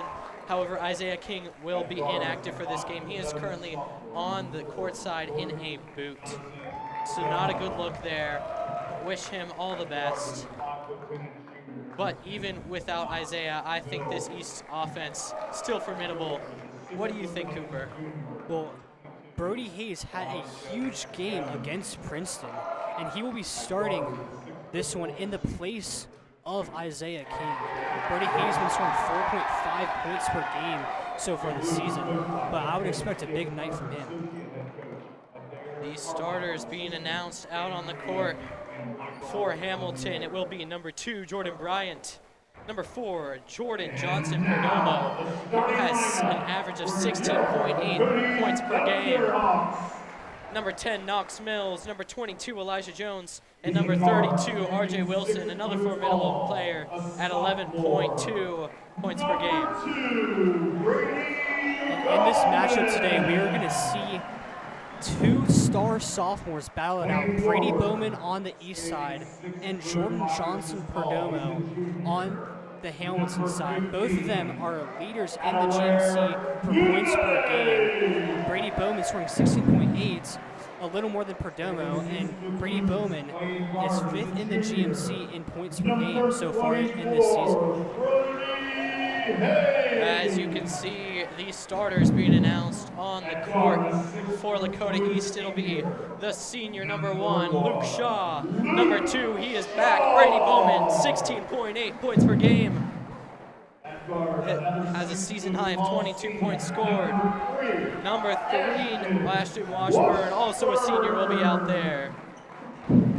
And number 24, Brody Hayes, and who has played only 2 games this season, now getting a starting opportunity the junior Adelaire Muniemi.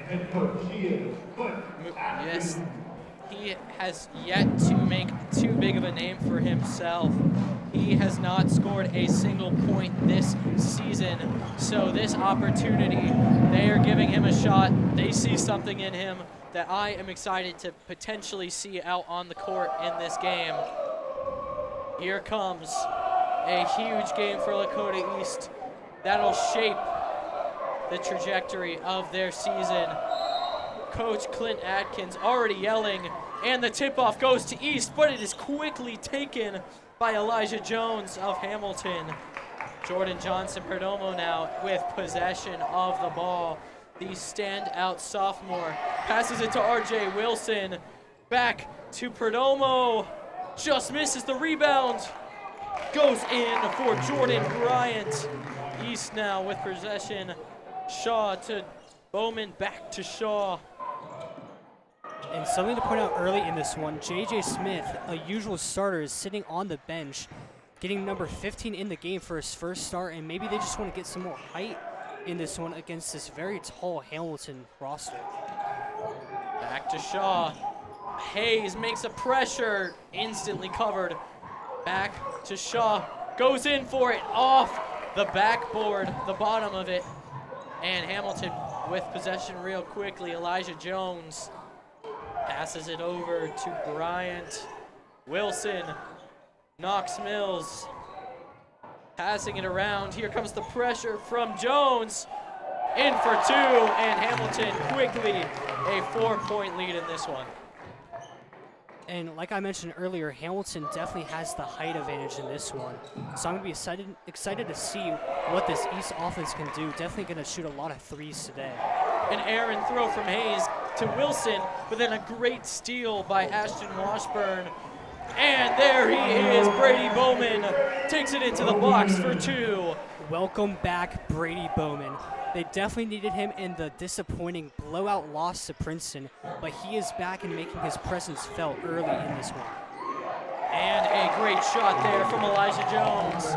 Hamilton has had very little struggles on offense in this one. Defense has to tighten up. Muniemi is getting his first 2 points of the season on a wide open pass and shot. Back and forth for both teams as Muniemi gets his first bucket of the season, going to the line as well.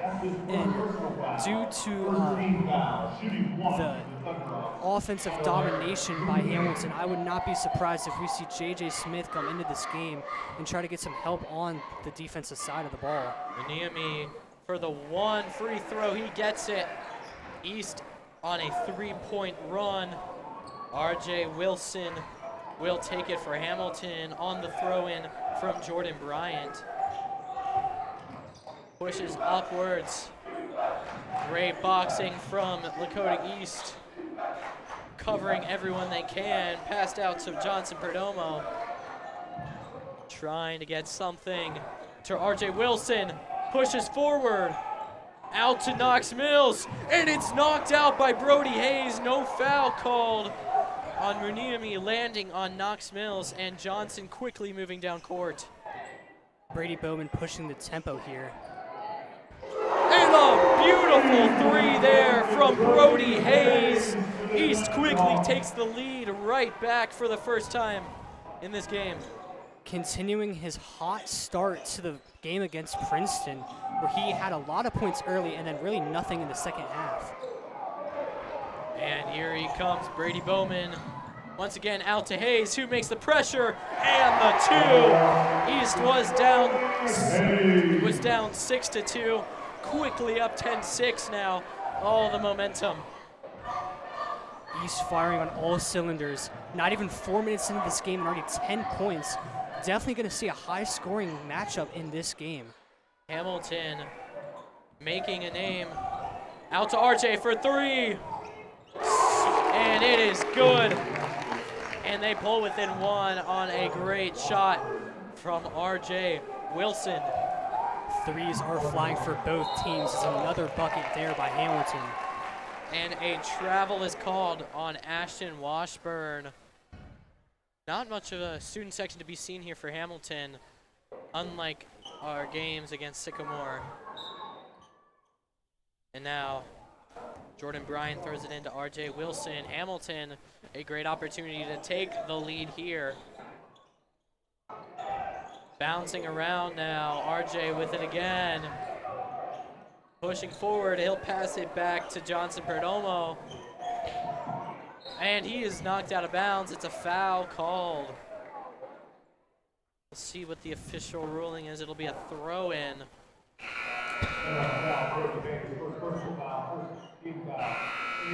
And some subs. Charlie Willis, one of the big-time players going in, as well as J.J. Smith comes off Muniami and Brody Hayes. Johnson Perdomo to Bryant. And it's knocked out of bounds. No, it stays in bounds. Bryant is knocked out of bounds, however. RJ Wilson now with the pressure for two. Off the rim. Rebound recovered. RJ Wilson. There it is. Hamilton will take a 2-point lead, or 1-point lead. And something I forgot to point out earlier in this game, Hamilton, a very good rebounding team. We saw it there. They definitely have the height. We're going to see a lot of rebounds by Hamilton this game. So East is definitely going to have to get after the boards. Oh, Johnson gets the shot and the foul as someone just right in the way of that one falls down. Charge is going to be called on that one. East fans not very happy on that call. The ball is going to go to Hamilton. And this is something that we've seen all season. They're a very aggressive team, but with aggressiveness comes a lack of discipline at times. They get a little over-aggressive and they draw fouls, and which end up resulting in Hamilton, for this game specifically, they're going to get a lot more opportunities unless they can clean up their play. And there he goes in on the rebound. He gets it, Johnson Perdomo, and it's a 3-point lead. And that'll be a timeout called by Lakota East. We will take a break.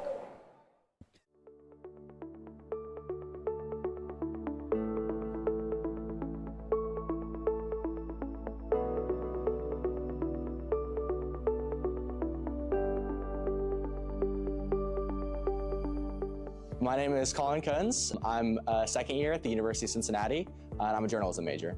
My name is Benjamin Schneider. I am a second-year aviation technology major at the University of Cincinnati. I'm Morgan Messerschmidt. I go to University of Cincinnati, majoring in communication design, and I'm a first year. My name is Nee Bui. I go to the University of Cincinnati, and I'm a first year in nursing. My name's Owen Chaufin, and I am a first year at University of Cincinnati.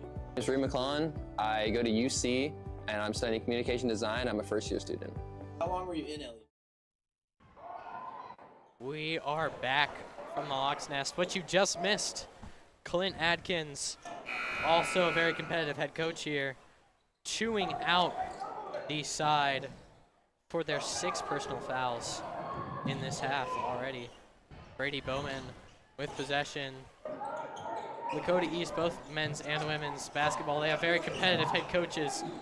Adkins, very angry, very competitive guy. Missed 3-point try from Brady Bowman. Wilson hands it off to Johnson Perdomo. And out to Knox Mills. RJ Wilson trying to find a lane. He gets it over to Elijah Jones. He's playing very aggressive defense, and we've definitely seen that early in this game. And stays in bounds is Quentin Sims. And just misses is Elijah Jones. But he is going to draw a penalty and get a free throw. And like you mentioned, Elijah Jones making a name for himself today so far. He only averages 6.2 points per game, and he already has 4. And that will make it a 2-score game now. Handful of subs for Hamilton. Kamari Bridges Sawyer, Jahari Gilbert, and both go onto the court to make it A 5-point game. He sinks it. Luke Shaw throws into Brady Bowman. Bowman and Shaw passing it back and forth. Great coverage from Hamilton. And he passes it out towards J.J. Smith. Charlie Jones with possession now. Luke Shaw trying to get something here. Makes the move towards Charlie Jones. Back to Smith, to Washburn. Passes it over to Jones. Bowman, great defense here from Hamilton. It's been almost impossible to get something going here on East. Luke Shaw for 3. Overshot, and Hamilton will end up with possession. Luke Shaw, I bet he wishes he had that one back. He was wide open. Chance to cut into this lead and get some momentum for East. Just has not been too great outside of that one run from Lakota East. They've really been struggling on offense. I think you got to look towards that Hamilton defense. They are covering the paint in every single corner of it. And another foul. This time against R.J. Wilson.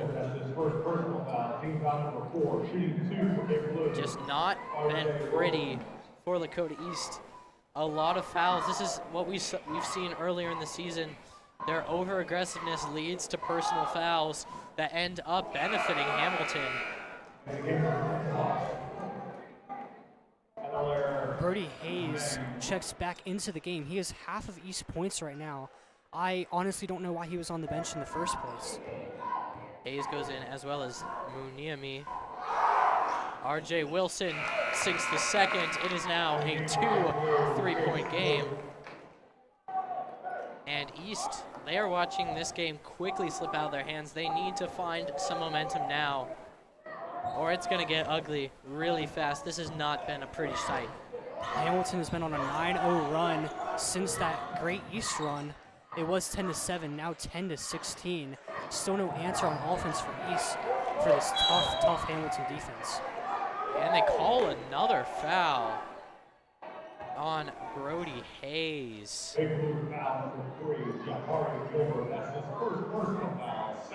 Correction, it'll go against Jahari Gilbert.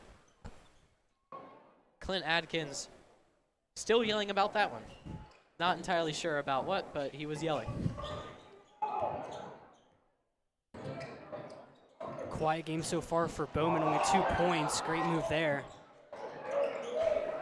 Trying to get something going here. Passes it back to Hayes, but yes, just so much defense. I feel like a lot of Lakota East's strategy so far has been inside the paint. They got to start moving around, trying to find something different to do because it has not worked. Hamilton is reading them like a book defensively. It's going to be very tough to go in the paint. Like I said earlier, Hamilton definitely has the height. And a foul called on Jordan Johnson-Perdomo against Brody Hayes. Quick substitution. Johnson-Perdomo going out, and in comes Titus Graham, the senior. A throw in now. Brady Bowman will take over with 28 seconds in the first quarter. I bet Coach Atkins a little happy. Some fouls finally being called on Hamilton instead of all of them being called on East. Ball goes out of bounds. He will give it to Lakota East. And Luke Shaw will go to take the throw in. That was a great play there by Chase Moick of Hamilton. He was right on top of Brody Hayes.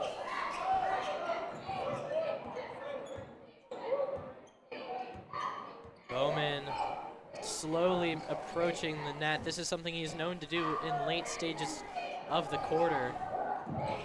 He's going to try to chew out the clock at the last second as we're under 10 seconds to go. And what a shot there under heavy coverage. 1 second left. The shot underthrown. East potentially getting some momentum here as we end the first quarter. It's Hamilton 16 and Lakota East 12.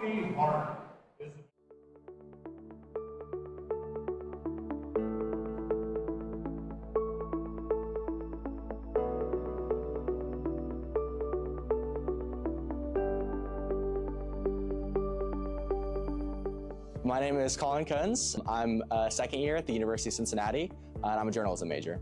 My name is Benjamin Schneider. I am a second-year aviation technology major at the University of Cincinnati. I'm Morgan Messerschmidt. I go to University of Cincinnati, majoring in communication design, and I'm a first year. My name is Nee Bui. I go to the University of Cincinnati, and I'm a first year in nursing. My name's Owen Chaufin, and I am a first year at University of Cincinnati.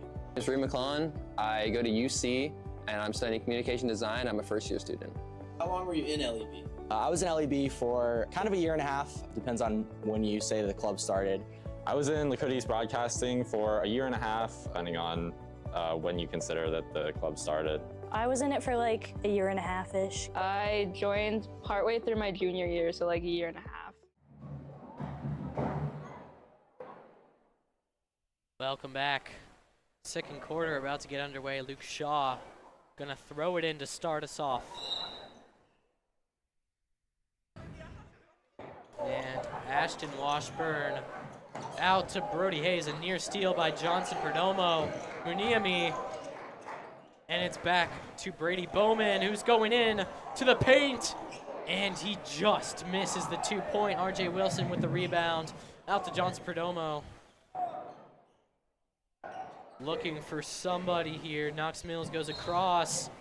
And they call a foul on number 2 of one of the teams, because both player 2s were in there. They'll say it was on Brady Bowman, and RJ Wilson will get a throw-in now for Hamilton. Bowman racks up his second foul so far, and only 4 points on this game. Not really something you want to see as an East fan.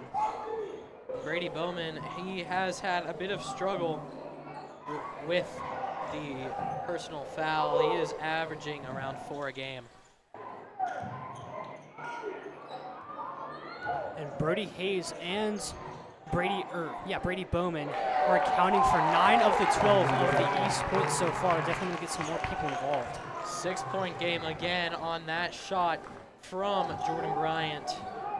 East looking for something here, but this Hamilton defense has stood firm. Luke Shaw passes it down to Brody Hayes, and they call it a foul on Luke Shaw. Atkins not very happy. It looks like Luke Shaw was shoved a little bit, and East gets the violation there. Ball will go to Hamilton. Wilson again with a throw-in.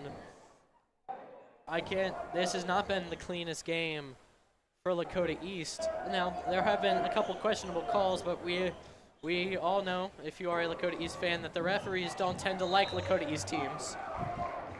But still, definitely not the cleanest game overall from Lakota East. Ball will go out of bounds. East inbound it.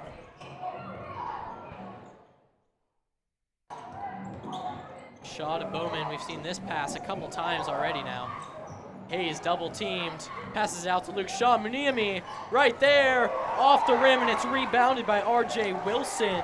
A lot of contact on that one, no call. And off the rim, and it is rebounded by Ashton Washburn. A foul called again. This time it is on Jordan Bryant. Referee's been very involved in this game so far. And even if it's the right call, still worthy to note that there has been a lot of referee interaction in this game. And we saw them, they were letting them play a little bit until that call on foul on Hamilton. But it looked like when East and Hamilton went up for shots, there was a lot of contact and no foul on either one of those. Luke Shaw pushing up, passes it to Bowman, tries to go into the box, backs up. Looking around, trying to find an open player. Decides to make a push forward. Out to Brody Hayes for 3. Off the rim. And rebounded by number 22, Elijah Jones. And off. Rebound. Oh, he misses again. Hamilton fans wanted a foul there. They don't get it. And Bowman back out with it. He's in the paint, goes out to Brody Hayes, has a bit of separation, decides to pass around from Washburn to Shaw. Shaw moving now. Foul called on number 22 of Hamilton, Elijah Jones, and a in the game for the Thunderhawks. And a throw-in will be in order now. Atkins finally getting the calls he wants. It's been all fouls on East until a couple minutes ago. Hamilton finally starting to rack up some fouls. Both teams have been playing very aggressive so far. Luke Shaw has come off in exchange for Charlie Jones. Great pressure there from Hamilton. And they'll have to do another throw-in. Just great coverage by Johnson Perdomo.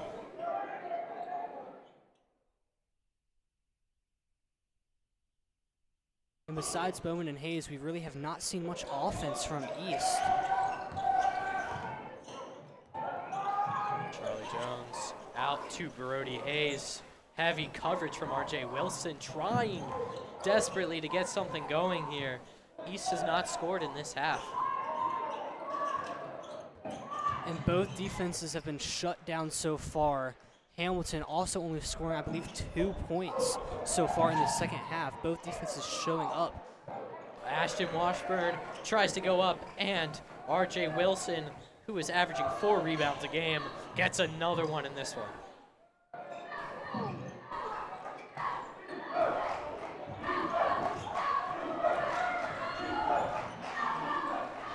Plain and simple, Knox Mills overshoots, and some miscommunication there as both Ashton Washburn and JJ Smith go up for the ball, ends up out of bounds. I mean, like you said, just miscommunication there. East, very good chance to go down the court and get some more points. They finally got a stop on defense. And a push on Brady Bowman. He pushes Elijah Jones. His third foul of the game. Not what you want to see from this rising star on this East offense early in the game. About 4 minutes left in the second quarter. To make it a 3-score game, it's Elijah Jones, and he gets the first. Quick subs, Knox Mills, and Jordan Johnson Perdomo coming off the sideline into the back of the court. And he switches the second.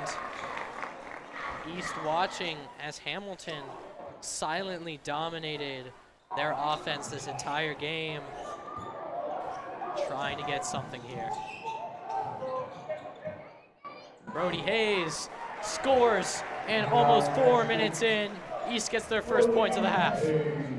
Very good ball movement there. Brody Hayes wide open down low. Looked like a little bit of contact, but refs are going to continue to let them play here. Off the rim by Knox Mills. Rebounded by Brody Hayes. Luke Shaw trying to pressure in. Now it's passed to Washburn. Out and about JJ Smith. Brody Hayes. Back to Shaw. Almost went for 3. Decided to pump fake instead. Now Brody Hayes for 3. And it is good. It is now a 3-point game as East is on a 5-point rally. Brody Hayes has really been East's only offense. That's his 10th point so far. He's been really electric to watch, really fun to watch so far. Ball punched out of the arms of RJ Wilson. They will say it is East ball on a throw-in. And this is a great opportunity now. East has some momentum. They can tie this game up with a 3. East very well back in this game, within 3, like you said. Brody Hayes just making it rain from 3. He's really been on the mark so far tonight.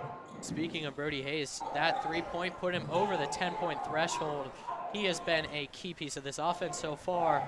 Out to Charlie Jones for 3, and this game is tied. Charlie Willis, I just called him Charlie Jones, but it is tied now at 20. Willis gets his first points of the game. We will take a quick break on the timeout from Hamilton.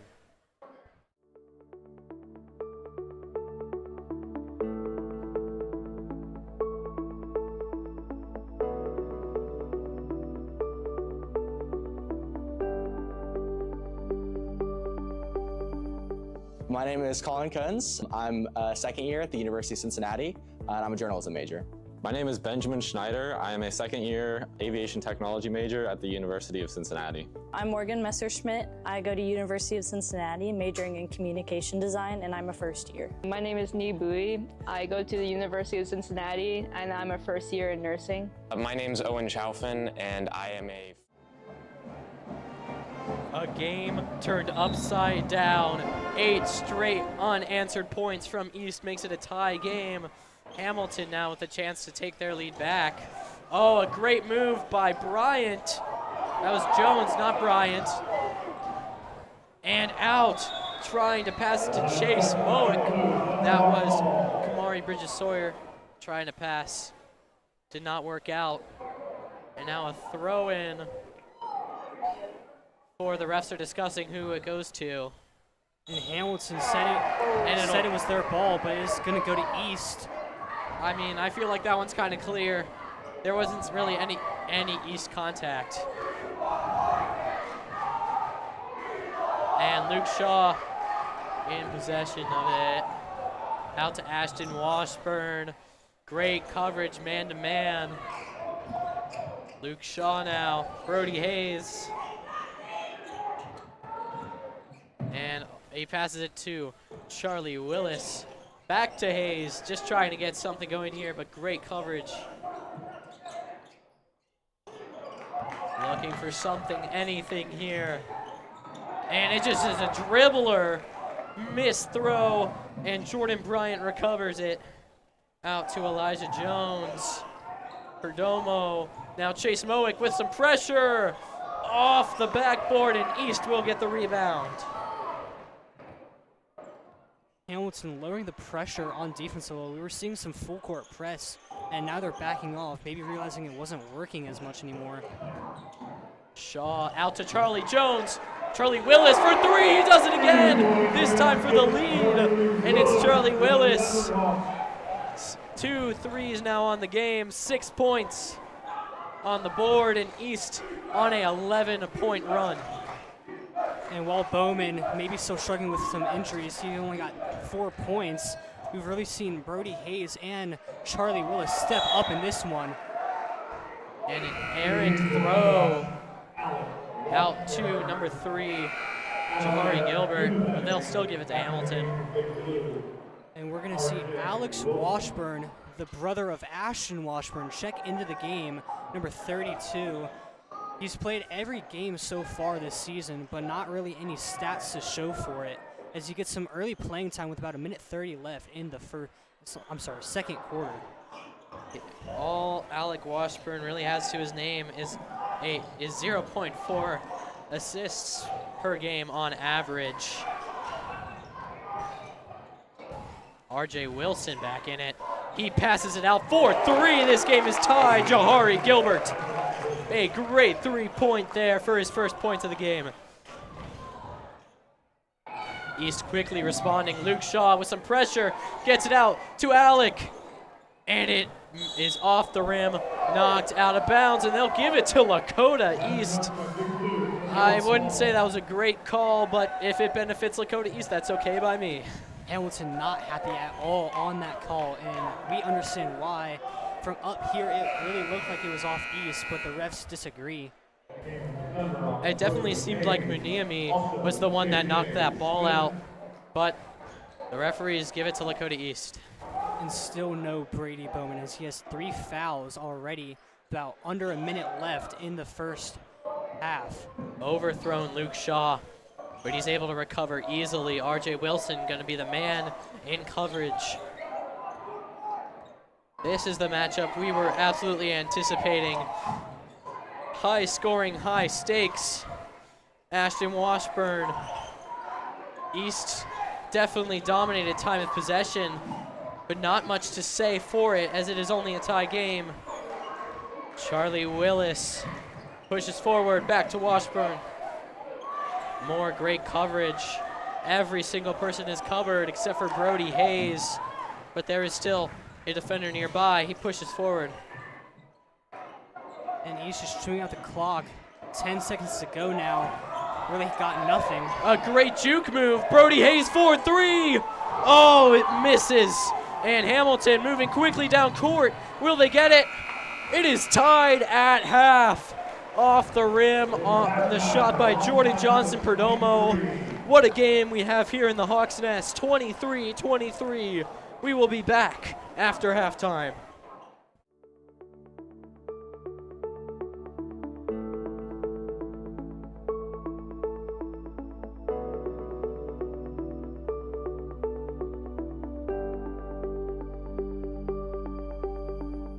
My name is Colin Kunz. I'm a second year at the University of Cincinnati, and I'm a journalism major. My name is Benjamin Schneider. I am a second-year aviation technology major at the University of Cincinnati. I'm Morgan Messerschmidt. I go to University of Cincinnati, majoring in communication design, and I'm a first year. My name is Nee Bui. I go to the University of Cincinnati, and I'm a first year in nursing. My name's Owen Chaufin, and I am a first year at University of Cincinnati. I'm Reed McClellan. I go to UC, and I'm studying communication design. I'm a first year student. How long were you in LEB? I was in LEB for kind of a year and a half, depends on when you say the club started. I was in Lakota East Broadcasting for a year and a half, depending on when you consider that the club started. I was in it for like a year and a half-ish. I joined partway through my junior year, so like a year and a half. I was in Lakota East Broadcasting for 2 years. I was in LEB for about 2.5 years, depending on when it started. What do you miss most about being in LEB and why? It's hard to pick just one thing. I think about it a lot now that I'm a journalism major and have a minor in media production. But I really miss kind of the sense of community that LEB had. It was just really fun to always have your friends working with you basically 24/7. I think at the same time, I kind of miss the pressure of it as well, because it was fun to shoot to hit deadlines, and the 5 minutes before a stream always gave me a hit of like dopamine as soon as we would start going. All of the planning and work and dedication that went into making the streams possible. It was a lot of planning, but the planning was honestly the most fun part for me. Getting everything sorted prior to the stream, figuring out what cameras we were going to use. Putting the stream together was probably my favorite part. I miss collaborating with people. I met new friends, rekindled connections with old friends, and so I still like have those friendships and connections now. I really miss going out to all the games that I signed up to go to, because it might sound really sad, but I don't really go out a lot anymore in college. And I got to be with like people I like, and we all had like a fun time working the game. I miss the people, I miss the teamwork. There was a lot that went into each stream, and like you don't get that at the college level, at least not as easily. What I miss most is the opportunity to use all the professional equipment that was provided to us and all the opportunities to advance my skills. What kind of impact did LEB have on you? I think it impacted me a lot. It taught me a lot about myself. I got to learn a lot while I was in LEB. Kind of getting back to that pressure, I learned a lot about time management as well as organization. LEB has had a big impact on me, honestly. It was definitely the highlight of my high school experience. I really enjoyed being in the club. I enjoyed doing all the work, meeting all the people, and I made some amazing friends in the club as well. I learned a lot and I gained a lot of experience. I wouldn't be where I am now just finishing my first semester of college without Broadcasting Club. There was times where like I didn't get like the equipment I wanted, or we were like under different circumstances, so I had to like learn to work around that and like work with what I got and be flexible with it. And also at some point I had to like teach a few people how to use a camera, that I had to like know what I was doing to be able to like teach that person. There's a lot of discipline that you get from Lakota East Broadcasting that I think applies well to cybersecurity, especially in communications, because you have to be able to talk to people and adapt to what's happening, and Lakota East Broadcasting teaches that very well. LEB had a huge impact on me as a person and as a graphic designer and a photographer. I would not be where I am without the help of LEB.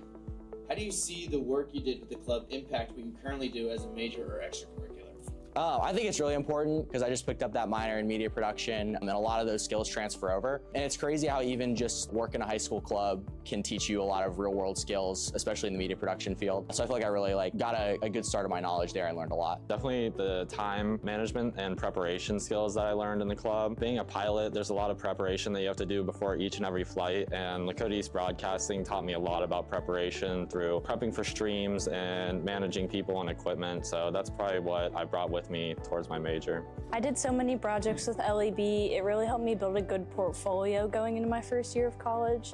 And I was actually able to get a job, and it built a lot of experience for me that really impresses people like hiring. The work I did with LEB helped me so much in my major because it helped me choose my major When Colin stepped away from broadcasting when he graduated, I stepped in and did all the graphic design work, and which really showed me that I love graphic design and helped me choose that I would be going into a graphic design major.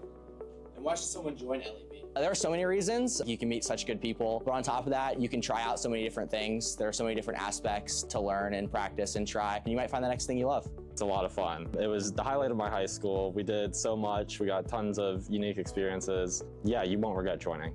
It's such a fun club, and honestly, there's so many different things you can do in the club, and it's great for experience and for finding new opportunities, and maybe even finding like your passion or other passions that you might be interested in doing. I think it's a really good opportunity because there's not a lot of schools that have clubs like this, and it can really help you find out if you really want to go into this for like your major in college, because a lot of people who graduate out of this club are now working with like things they started here in the club. A lot of things that school has to offer. Clubs are a great way of getting real-world experience, and I think Lakota East Broadcasting gives a lot of real-world experience. Someone should join LEB because you step in as a student and you leave as something bigger. Stop laughing!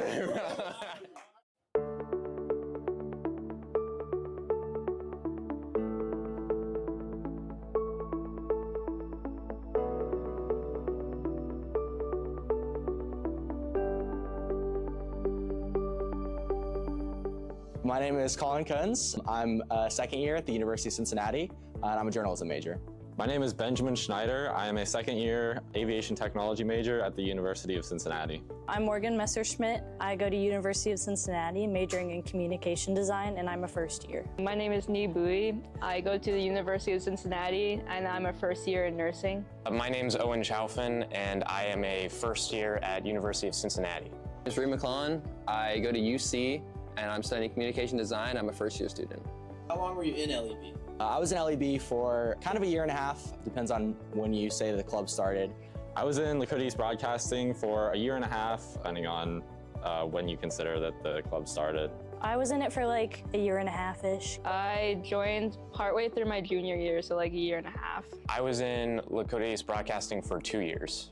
I was in LEB for about 2.5 years, depending on when it started. What do you miss most about being in LEB and why? It's hard to pick just one thing. I think about it a lot now that I'm a journalism major and have a minor in media production.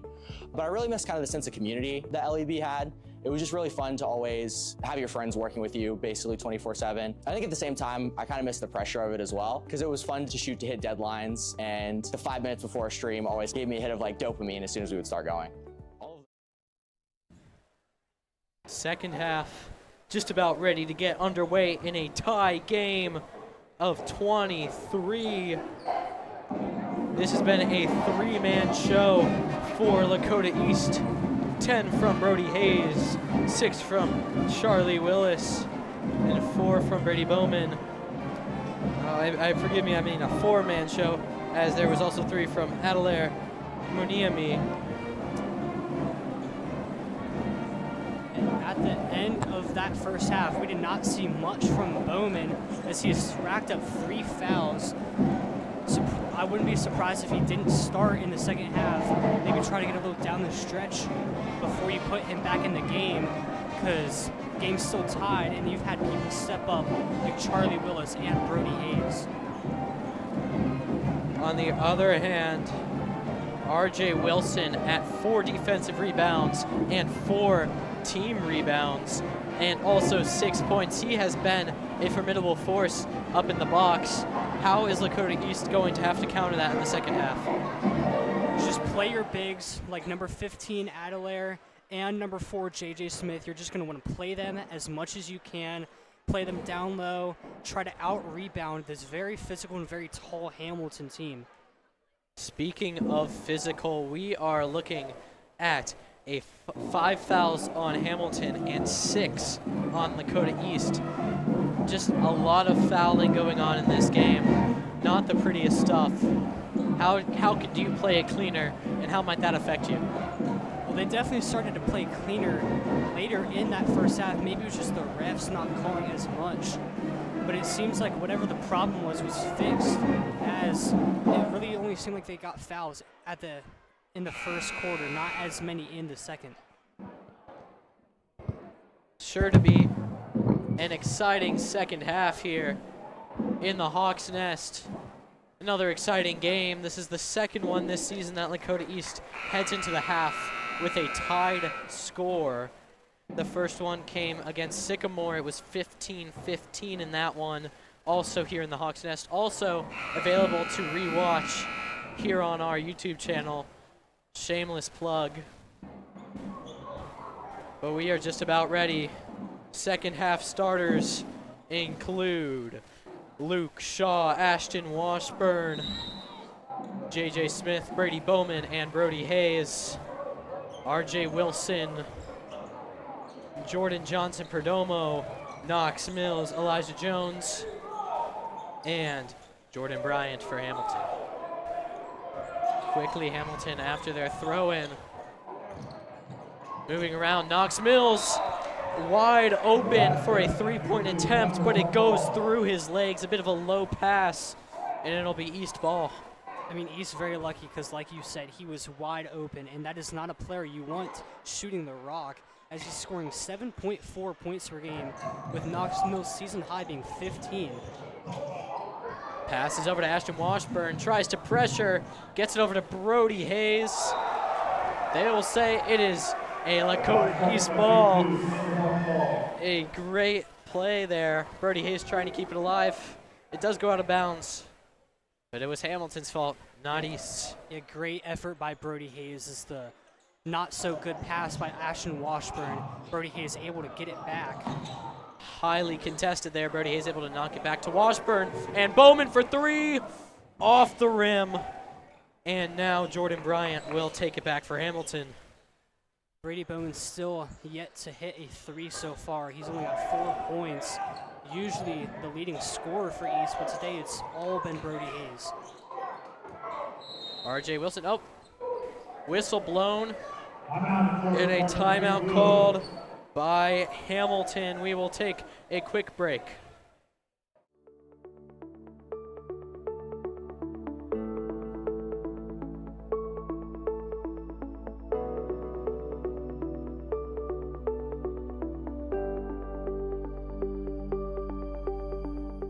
My name is Colin Kunz. I'm a second year at the University of Cincinnati, and I'm a journalism major. My name is Benjamin Schneider. I am a second year aviation technology major at the university. Quick break there. Team's just about ready to get back out on the court. Both coaches very passionate. We'll put it that way. And Hamilton's coach was really not happy on that one, calling a timeout, not happy with something his players did. Very aggressive, getting them fired up here. Keeping the ball in the hands of RJ Wilson too. That could have been a scoring opportunity. Defense was a little light for Lakota East, but whatever head coach of Hamilton saw a three from Knox Mills, head coach Jake Turner saw, he quickly adjusted it, but a great three from Knox Mills, bringing the first points of the half. Hamilton now up 3. And they did a great job of getting him wide open. East defense not seeing much struggle from them until that. Not leaving many guys wide open, but Knox Mills easily able to knock down the 3. Luke Shaw tried to get it back to Brody Hayes over his head, and it'll be a throw-in now. Bit of a shoulder nudge in between Jordan Johnson Perdomo and Luke Shaw. Not anything serious, however. Bowman now moving towards the paint. 4-3, it's Bowman. And it's off the rim, a quick pressure. Johnson Perdomo moving down.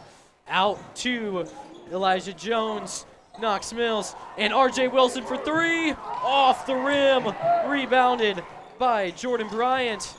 Here he comes, Johnson Perdomo, and it's rebounded by Ashton Washburn. Brody Hayes quickly against Knox Mills. He gets the 2, and it's a 1-point game. Very tough shot there by Brody Hayes, very tough angle, and he was off balance too. Very beautiful shot. Brody Hayes is 12 in this one. Trying to get something going here is Hamilton. There is a couple open guys across the court. pressure attempt by Elijah Jones. He'll get it out to Jordan Bryant. Knox Mills now. Thought about the three for a second. Back to Bryant. And he'll go for the two. Complete air ball. And it'll go to Lakota East for a throw-in. I mean, Hamilton fans, just a gasp of air there. Not a great shot. There was a bit of discontent in that shot, I think is the best way to put that.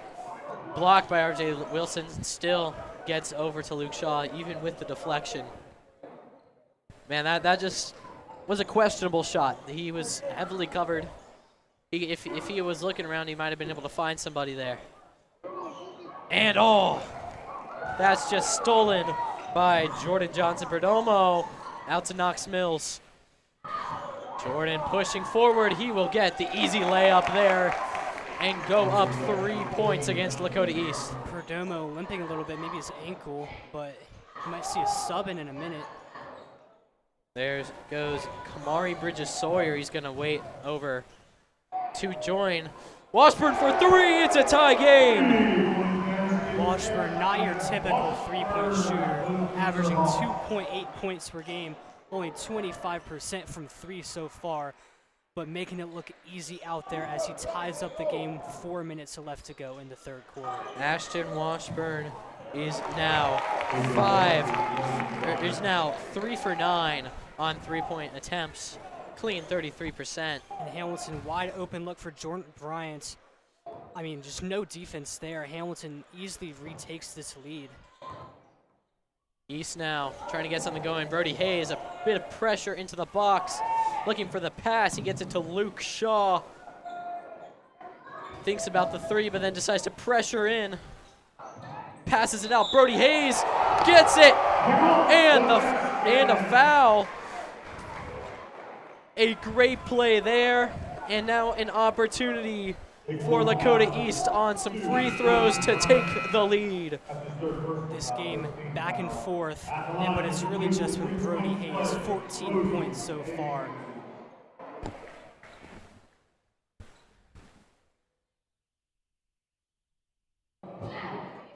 Brody Hayes now for his first free throw.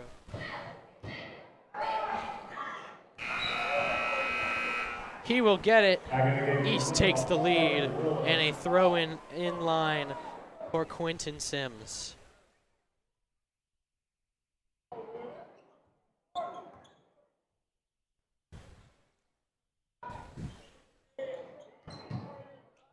Passes it around. He's thinking about it. Decides to move around instead. R.J. Wilson, he's got a pressure. Charlie Willis trying to guard him. It works out as it's an undershoot. And Aniemi tries to pass it out, but then Quentin Sims, an easy layup for the lead. Just a backbreaker there. Tried to get it out, but it was just blocked. East had really good defense, but they thought they had the ball, so they left the shooter wide open for an easy layup as Hamilton retakes this lead. Brady Bowman with pressure. Got a foot down, but they don't call him out until now. And they're going to say it's Hamilton ball. A lot of contact there. Brady Bowman definitely wanting a foul. So did Adkins, but they're not going to give it to him. So the refs have really been letting them play so far in the third quarter. Jordan Johnson-Perdomo passing it around now. R.J. Wilson, Perdomo. Great coverage by Washburn, trying to do something here. There's a significant height advantage there with Charlie Willis trying to guard R.J. Wilson. Now out to Wilson, pressure, back to Kamari Bridges-Sawyer. He goes up, 4-2, it's a three-point game. Brady Bowman now. East losing some of their momentum they had coming out of the half, and they need to get it back right now. And in a three-point game, it's still just one score.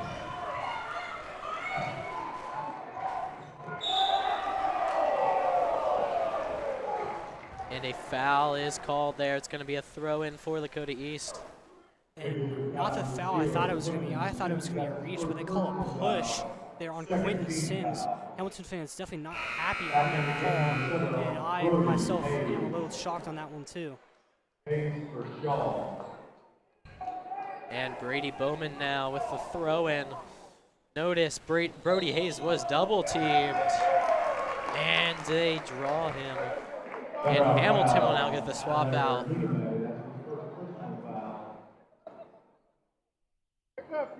First team foul.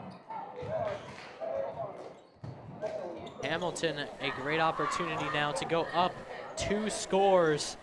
Passing it around, Quentin Sims with the ball. Then it's back to Jahari Gilbert. And now RJ Wilson, here he goes. Heavy coverage from Brody Hayes, gets it out to Quentin Sims. And now Johnson Perdomo has the ball, stalling a bit. Out to Quentin Sims with the pressure in the paint. Still trying to pass, find something here. RJ Wilson looking around, did not like what he saw, so he's moving a bit. Decides to pressure, he's got 3 guys on him. Quentin Sims, RJ Wilson,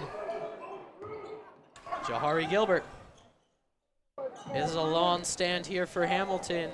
Lakota East playing very heavy defense. They know that Hamilton's has gotten pretty lucky on their scores.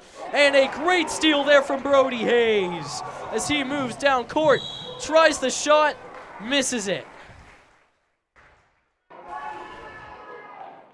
Foul going to be called on Hamilton. Brody Hayes goes to the line for 3. Definitely wants that one back because that was a very makeable shot. Chance to tie up the game if he made the shot and the free throw. He's going to go to the line for 2. Chance to get it in within 1. First one is in and out. Both teams showing 2 subs here. JJ Smith and Luke Shaw into the game for East.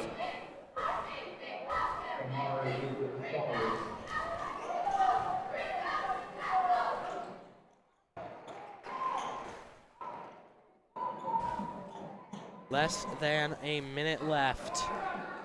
Hamilton with control.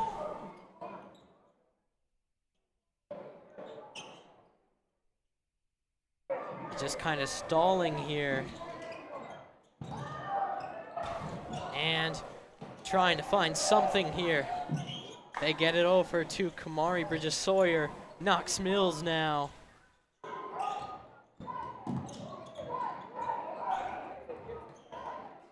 Nothing going here.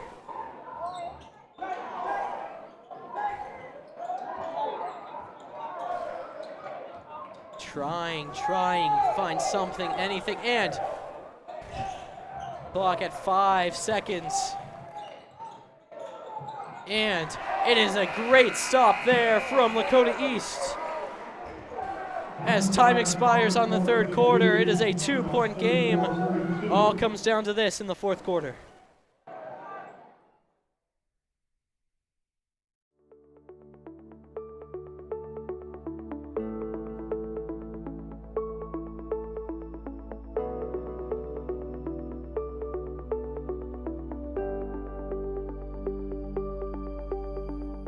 My name is Colin Kunz. I'm a 2nd year at the University of Cincinnati, and I'm a journalism major.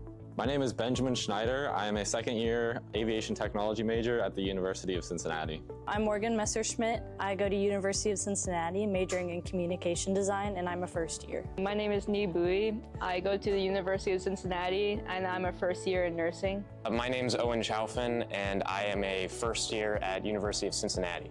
I'm Reed McClellan. I go to UC, and I'm studying communication design. I'm a 1st year student. How long were you in LEB? I was in LEB for kind of a year and a half. Depends on when you say the club started. I was 4th quarter, 2-point game. A highly anticipated GMC matchup. And it all comes down to this. And like you called it earlier, you did say very early in the stream that this game will come down to the wire, and it certainly probably will. As both teams very competitive, going back and forth on scoring, both showing very good defenses as well. Brady Bowman on the pass from J.J. Smith. Brody Hayes trying to make a pass here, but great coverage by Johnson Perdomo. Makes a push inwards. Brady Bowman for the tie, blocked, but a foul is called. And it appears it is going to be some free throws for Brady Bowman. First team foul. Deuce, the Thunderhawks. Brady Bowman. Here comes the first one, right in.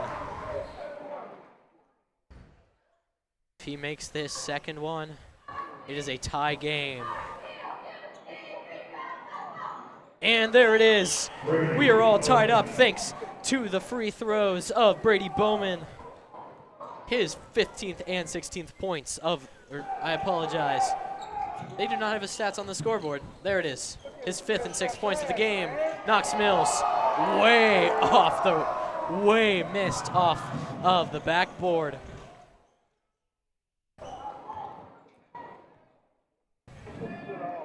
And Brody Hayes attempts to get it. And he misses the shot. It's gonna be some free throws, it appears, for Brody Hayes, and an opportunity to take the lead here.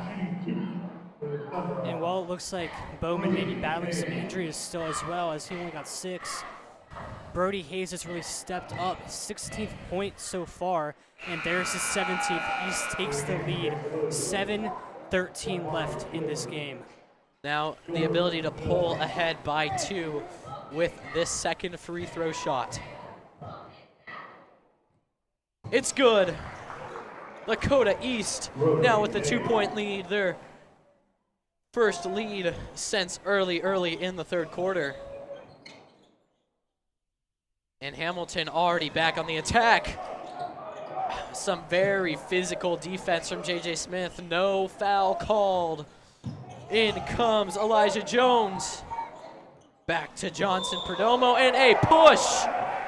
He makes the 3, but there was a push, negates the play. And now there will be a throw-in. Hamilton fans certainly not happy on that one, saying they should let it play because they have been all second half, and I can't say I disagree with them. Just inconsistency from the referees. They were very strict in that first half, but in the second half they've been kind of lenient outside of a couple key plays. It's all about consistency, Cooper. You have to call the same things throughout the whole game and for both teams. At least it seems like they have been calling it fair on both teams. Like we said at the beginning of the second half, East had 6 fouls, Hamilton only had 5. Brady Bowman attempted the 3 off the rim. East had a good shot to build up this lead to 5 there, but it stays a 1-possession game. Hamilton with the possession. And that is going to be a timeout called by Hamilton. We will take a quick break and be back shortly.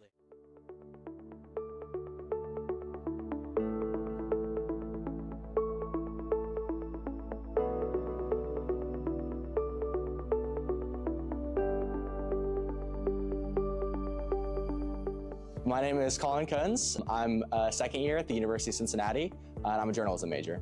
My name is Benjamin Schneider. I am a second-year aviation technology major at the University of Cincinnati. I'm Morgan Messerschmidt. I go to University of Cincinnati, majoring in communication design, and I'm a first year. My name is Nee Bui. I go to the University of Cincinnati, and I'm a first year in nursing. My name's Owen Chaufin, and I am a first year at University of Cincinnati. I'm Reed McClellan. I go to UC, and I'm studying communication design. I'm a first year student. How long were you in LEB? I was in LEB. Welcome back to the Hawks Nest. Another close game at hand for Lakota East, as they have seen many times this season. An opportunity to put that loss against Princeton behind them, and all that separates it is 6 minutes and 13 seconds. R.J. Wilson with possession of the ball. Makes a big pressure. He's got 4 bodies in front of him. Passes it out to Jahari Gilbert, who gets it to Jordan Johnson Perdomo. They're trying to get something going here. Great defense out to RJ Wilson on a thin line pass. Now RJ with some pressure, he goes in for two. This game is tied. RJ Wilson with only his 7th and 8th points of the game has not been as much of a factor in this one, but still. And there we go, quickly turns it over. JJ Smith on the score with his first points of the game, and Lakota East already back with the lead. Very fast-paced offense you saw there by East. And that is something you cannot let happen. RJ Wilson was left all alone there. There was nobody in sight. Easy pass, easy shot, and he even drew a foul. So now they have an opportunity to pull ahead. I mean, just busted coverage there. Smith probably supposed to be on RJ Wilson. Just missed the assignment and left him wide open and gets the foul there. Not what you want to see from the sophomore. Free throw good. Hamilton will get a 1-point lead. Head coach Clint Adkins was very aggressively talking with assistant coaches Kyle Vanderhorst and Braden Burnside about that one. They were not happy about that busted coverage.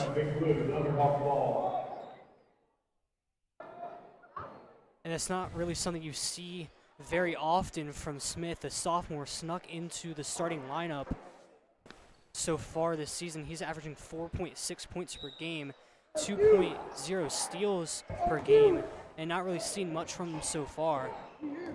Brady Bowman making his way up the court. Heavy pressure, passes it out to Brody Hayes. No foul despite getting pushed over by 3 guys. Now they finally blow the whistle as he is down on the ground. Unbelievable that was not a foul. And not something you want to see from East. Your star player, the sophomore Brady Bowman, goes down again. He is going to get back up. He's not coming out of this one. He knew he should have drawn a foul there. Absolutely ridiculous not to get one, but luckily he is okay. Might have played it up a little bit to get the time called, but he is up and moving just fine. And after sitting out against that Princeton game, like you said, possibly getting injured in pregame, he could possibly even be fighting through an injury today. Hopefully that play did not make it worse. Quickly now, Hamilton moving down court. RJ Wilson was left all alone until Brody Hayes moved up. And here he comes, RJ Wilson for 2. And he misses again. The rebound by Ashton Washburn. Here we go. Luke Shaw from Brady Bowman trying to do something here.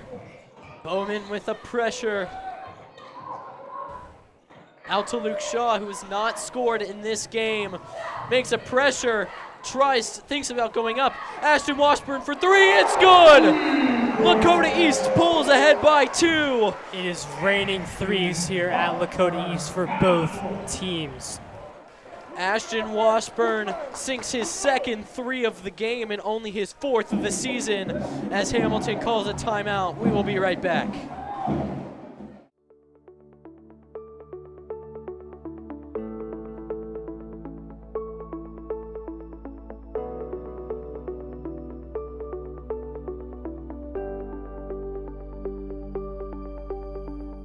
My name is Colin Kunz. I'm a 2nd year at the University of Cincinnati, and I'm a journalism major. My name is Benjamin Schneider. I am a 2nd year aviation technology major at the University of Cincinnati. I'm Morgan Messerschmidt. I go to University of Cincinnati, majoring in communication design, and I'm a 1st year. My name is Ni Bui. I go to the University of Cincinnati, and I'm a 1st year in nursing. My name's Owen Chaufin, and I am a 1st year at University of Cincinnati. I'm Reed McClellan. I go to UC, and I'm studying communication design. I'm a 1st year student. How long were you in LEB? I was in LEB for 2 points separation here.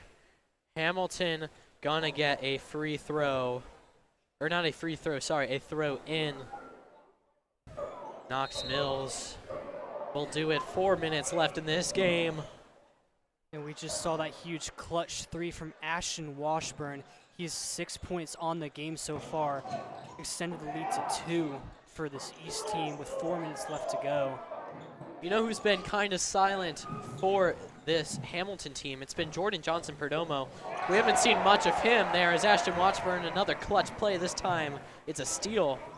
But he, as their leading scorer, has not done much in this game. He's got 6 points and 2 fouls. He's done a good job at shutting him down so far. Luke Shaw with the pressure. Almost goes up. Now he does, off the rim. And it's caught by Jordan Johnson-Perdomo off the deflection of J.J. Smith's hands. R.J. Wilson for 3. It's off the rim. Not his best game either, R.J. Wilson, but he still has 10 points. Now, Brady Bowman for 3. He makes it. It's a 2-score game here at Lakota East. Brady Bowman has finally showed up, the leading scorer for this East team so far. That is his 9th point of the game. Welcome back, Brady Bowman. Bit of a Christmas gift for this Lakota East team to get to have Brady Bowman back, and he is certainly making an impact, not just on offense, but on defense as well.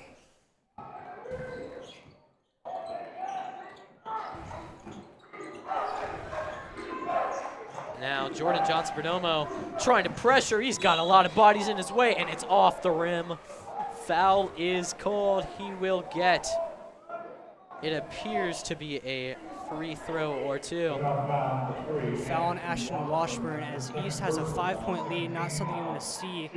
The very aggressive defense by Washburn as Hamilton has a chance to cut into this lead. First free throw is missed.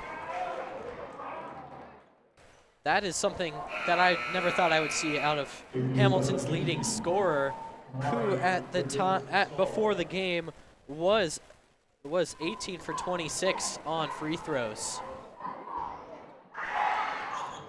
And he misses the other one, and East will get the rebound.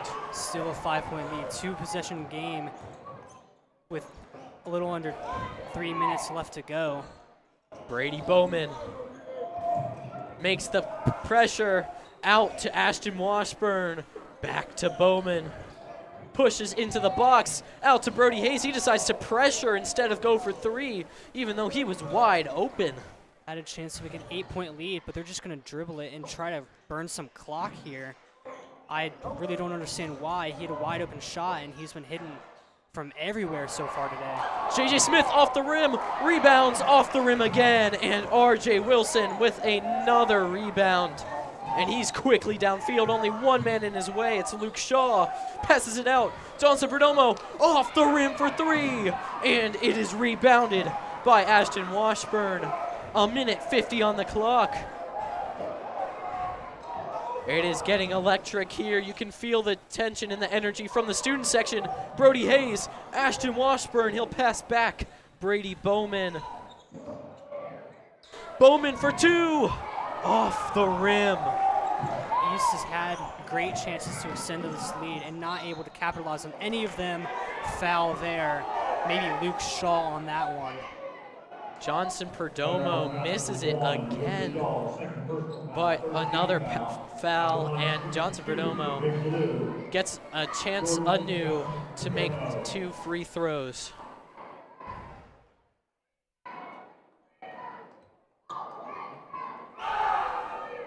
And there we go. He finally makes one. One of the GMC leaders in rebounds. And it is now a 4-point game.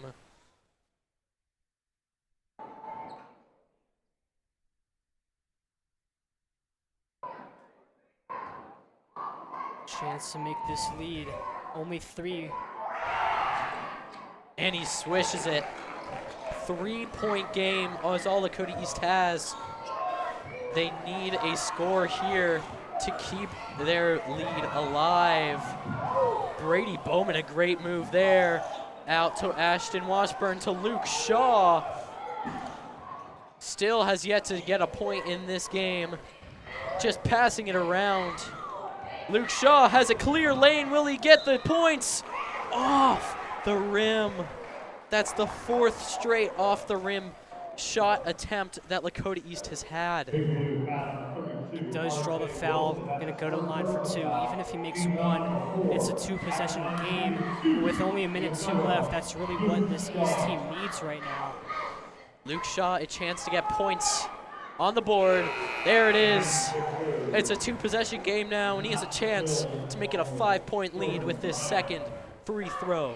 Luke Shaw's first points of the game come off a clutch free throw. A minute 2 left. And that one's good. 2 for 2 on free throws. And he is now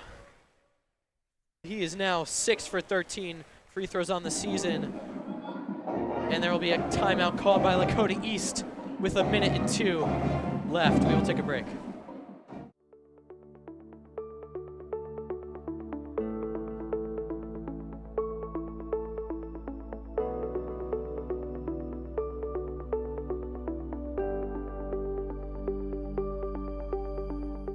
My name is Colin Kunz. I'm a second year at the University of Cincinnati, and I'm a journalism major.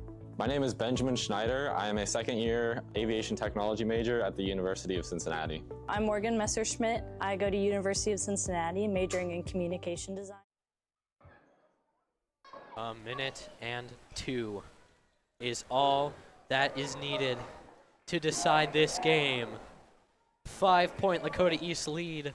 The first time that they have the potential, with this score stands, they will be the first time they end a quarter with the lead. Knox Mills pushes forward.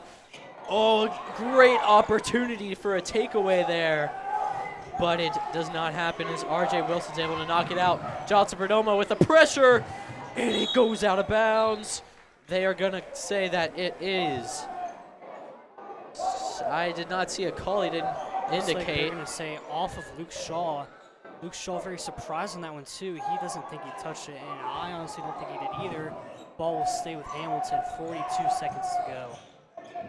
And that's out. Trying to find somebody. They might have RJ for 3. Out of the basket. RJ Wilson. If I had to guess, Lakota East, it will be on Ashton Washburn of Lakota East. 13 seconds left, and there's going to be a throw-in for Hamilton. It's looking pretty unlikely, but after what we saw, we're going to stay with it, even though the timeout is being called by Lakota East. But after what we saw in that women's game, Bailey Bacher's double up, I can't discount anything, especially in a game that's been as intense as this. 13 seconds might just be plenty of time for Hamilton. And both defenses have played extraordinary all game. I'm honestly surprised the score has gotten this high. Both very physical defenses. And the winner of this game will move to 4-2 and 3-2 in the GMC, and will capture that 5th spot in the GMC standings. It's going to be interesting to see how it all comes down. East maintains a slim 5-point lead. Can they hang on to it with only 13 seconds to go?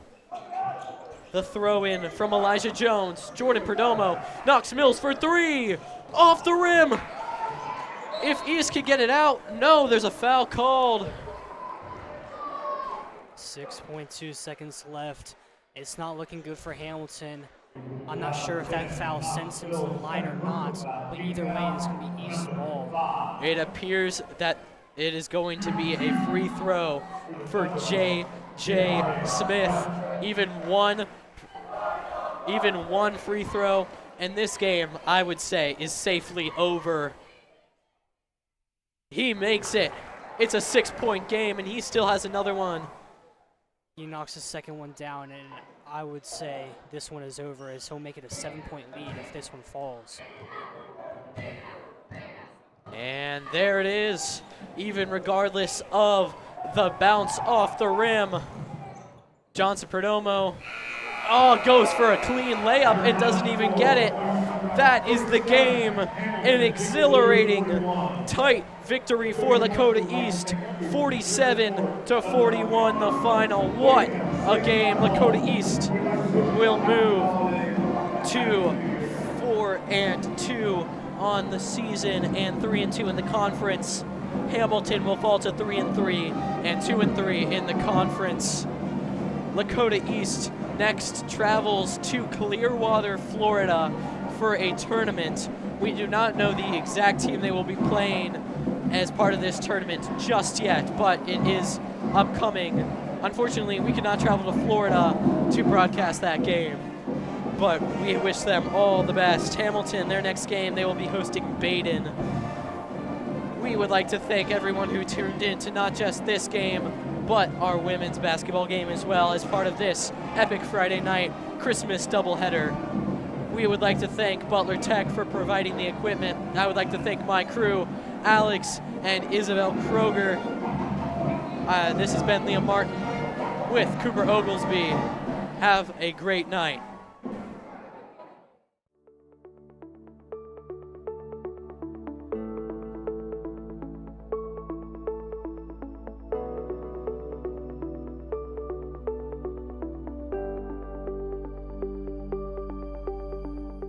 My name is Colin Kunz. I'm a second year at the University of Cincinnati, and I'm a journalism major. My name is Benjamin Schneider. I am a